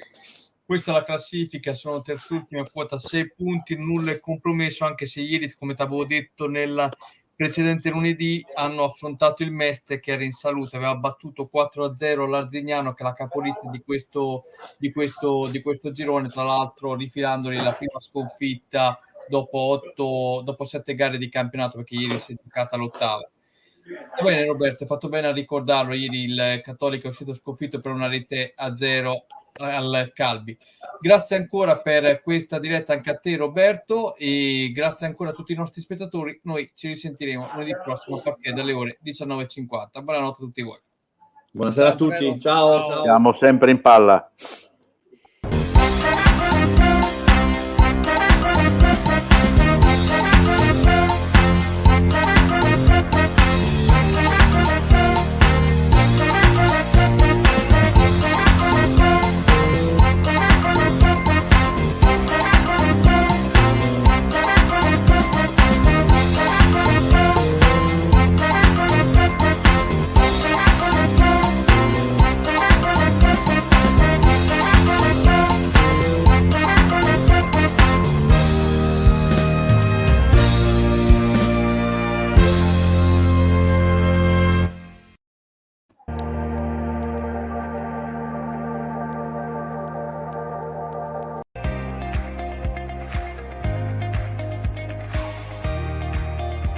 C'è un cuore che batte da oltre 20 anni in viale Regina Margherita a Miramare di Rimini. È il ristorante Pizzeria Franchi, dove la passione è al tuo servizio. Franchi offre qualità e prima scelta in un menù che varia attraverso la rivisitazione di piatti con l'intento di sorprendere il palato della clientela.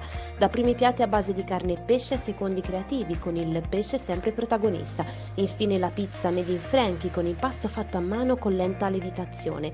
La scoperta e la scelta delle migliori materie prime per continuare a stupire, perché il ristorante Pizzeria Franchi, la luce della bontà, non si spegne mai. A1 Arredamenti è un'azienda leader nella progettazione e produzione di ambienti su misura per attività commerciali, quali hotel, bar, ristoranti, negozi, uffici e residenze private, realizzando sia opere parziali che chiavi in mano. Grazie all'esperienza maturata al fianco di grandi committenti internazionali, si propone come partner ideale per imprese e professionisti che operano nel settore del contract. Qualità progettuale, realismo operativo ed efficienza realizzativa. Vi aspettiamo nella sede operativa, zona industriale, via Giovanni Santi 18, Fanano di Gradara. Credi davvero che bastino poche parole per trasformarti in un romagnolo doc? Al ristorante Brusarul da sempre esaltiamo la nostra bella Romagna nel modo più genuino. Prova i nostri piatti a base di pasta fatta in casa e le nostre pizze cotte nel forno a legna. Timbota è il nostro motto. Da sempre offriamo qualità. Siamo attrezzati di ampio parcheggio esterno e isola per bambini. Ristorante Brusarul, via Sant'Arcangiolese, Poggio Berni. Info 0541 68 81 80 o brusarul.com.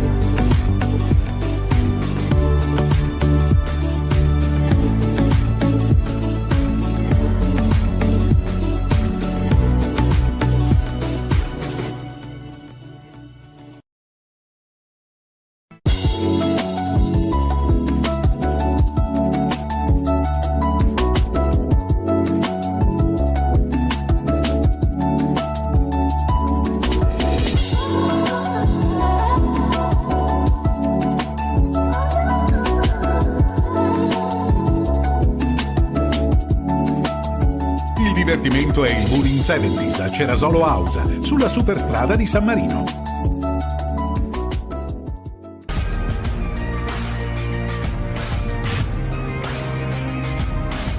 In Valmarecchia il punto di ritrovo per pranzare e cenare si chiama Tanà. Tanà è il ristorante pizzeria che offre tante varietà di prelibatezze, da quelle nostrane a quelle più tradizionali, dai primi piatti ai secondi, con la carne vera protagonista. Per chi volesse invece gustare una buona pizza può scegliere tra 50 varietà.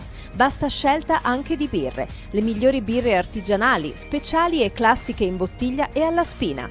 Tanà durante la stagione è anche piscina, isola per bambini e soprattutto lago per pesca. Che aspetti? Vieni a trovarci. Ci trovi in località Borgnano di Talamello. Info allo 0541 921231.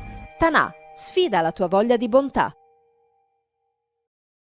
IGF Fornitalia propone una vasta gamma di tutte le misure di macchine alimentari, forni pizza elettrici, impastatrici, stand di pizza, barbecue, griglie in pietra lavica, cuocipiada, mixer tritacarni, affettatrici e sfogliatrici per pasta e pasticceria. Siamo in località Pianacci a Pietracuta di Salleo. Potete consultare i nostri prodotti al sito www.igffornitalia.com o contattarci allo 0541 92 3453. Romagna Sport primo dal 2001. La prima testata giornalistica che ha creduto nello sport dilettantistico online. Il primo sito in Italia che ha pubblicato le foto dei singoli atleti e tecnici. I primi ad aggiornare i risultati live durante le gare, proprio come i professionisti. I primi a pubblicare la carriera degli atleti. I primi e gli unici ad avere il calciomercato interattivo. I primi a dare spazio alle news di tutti gli sport. Romagna Sport, il primo sito sportivo in Romagna. In tutto.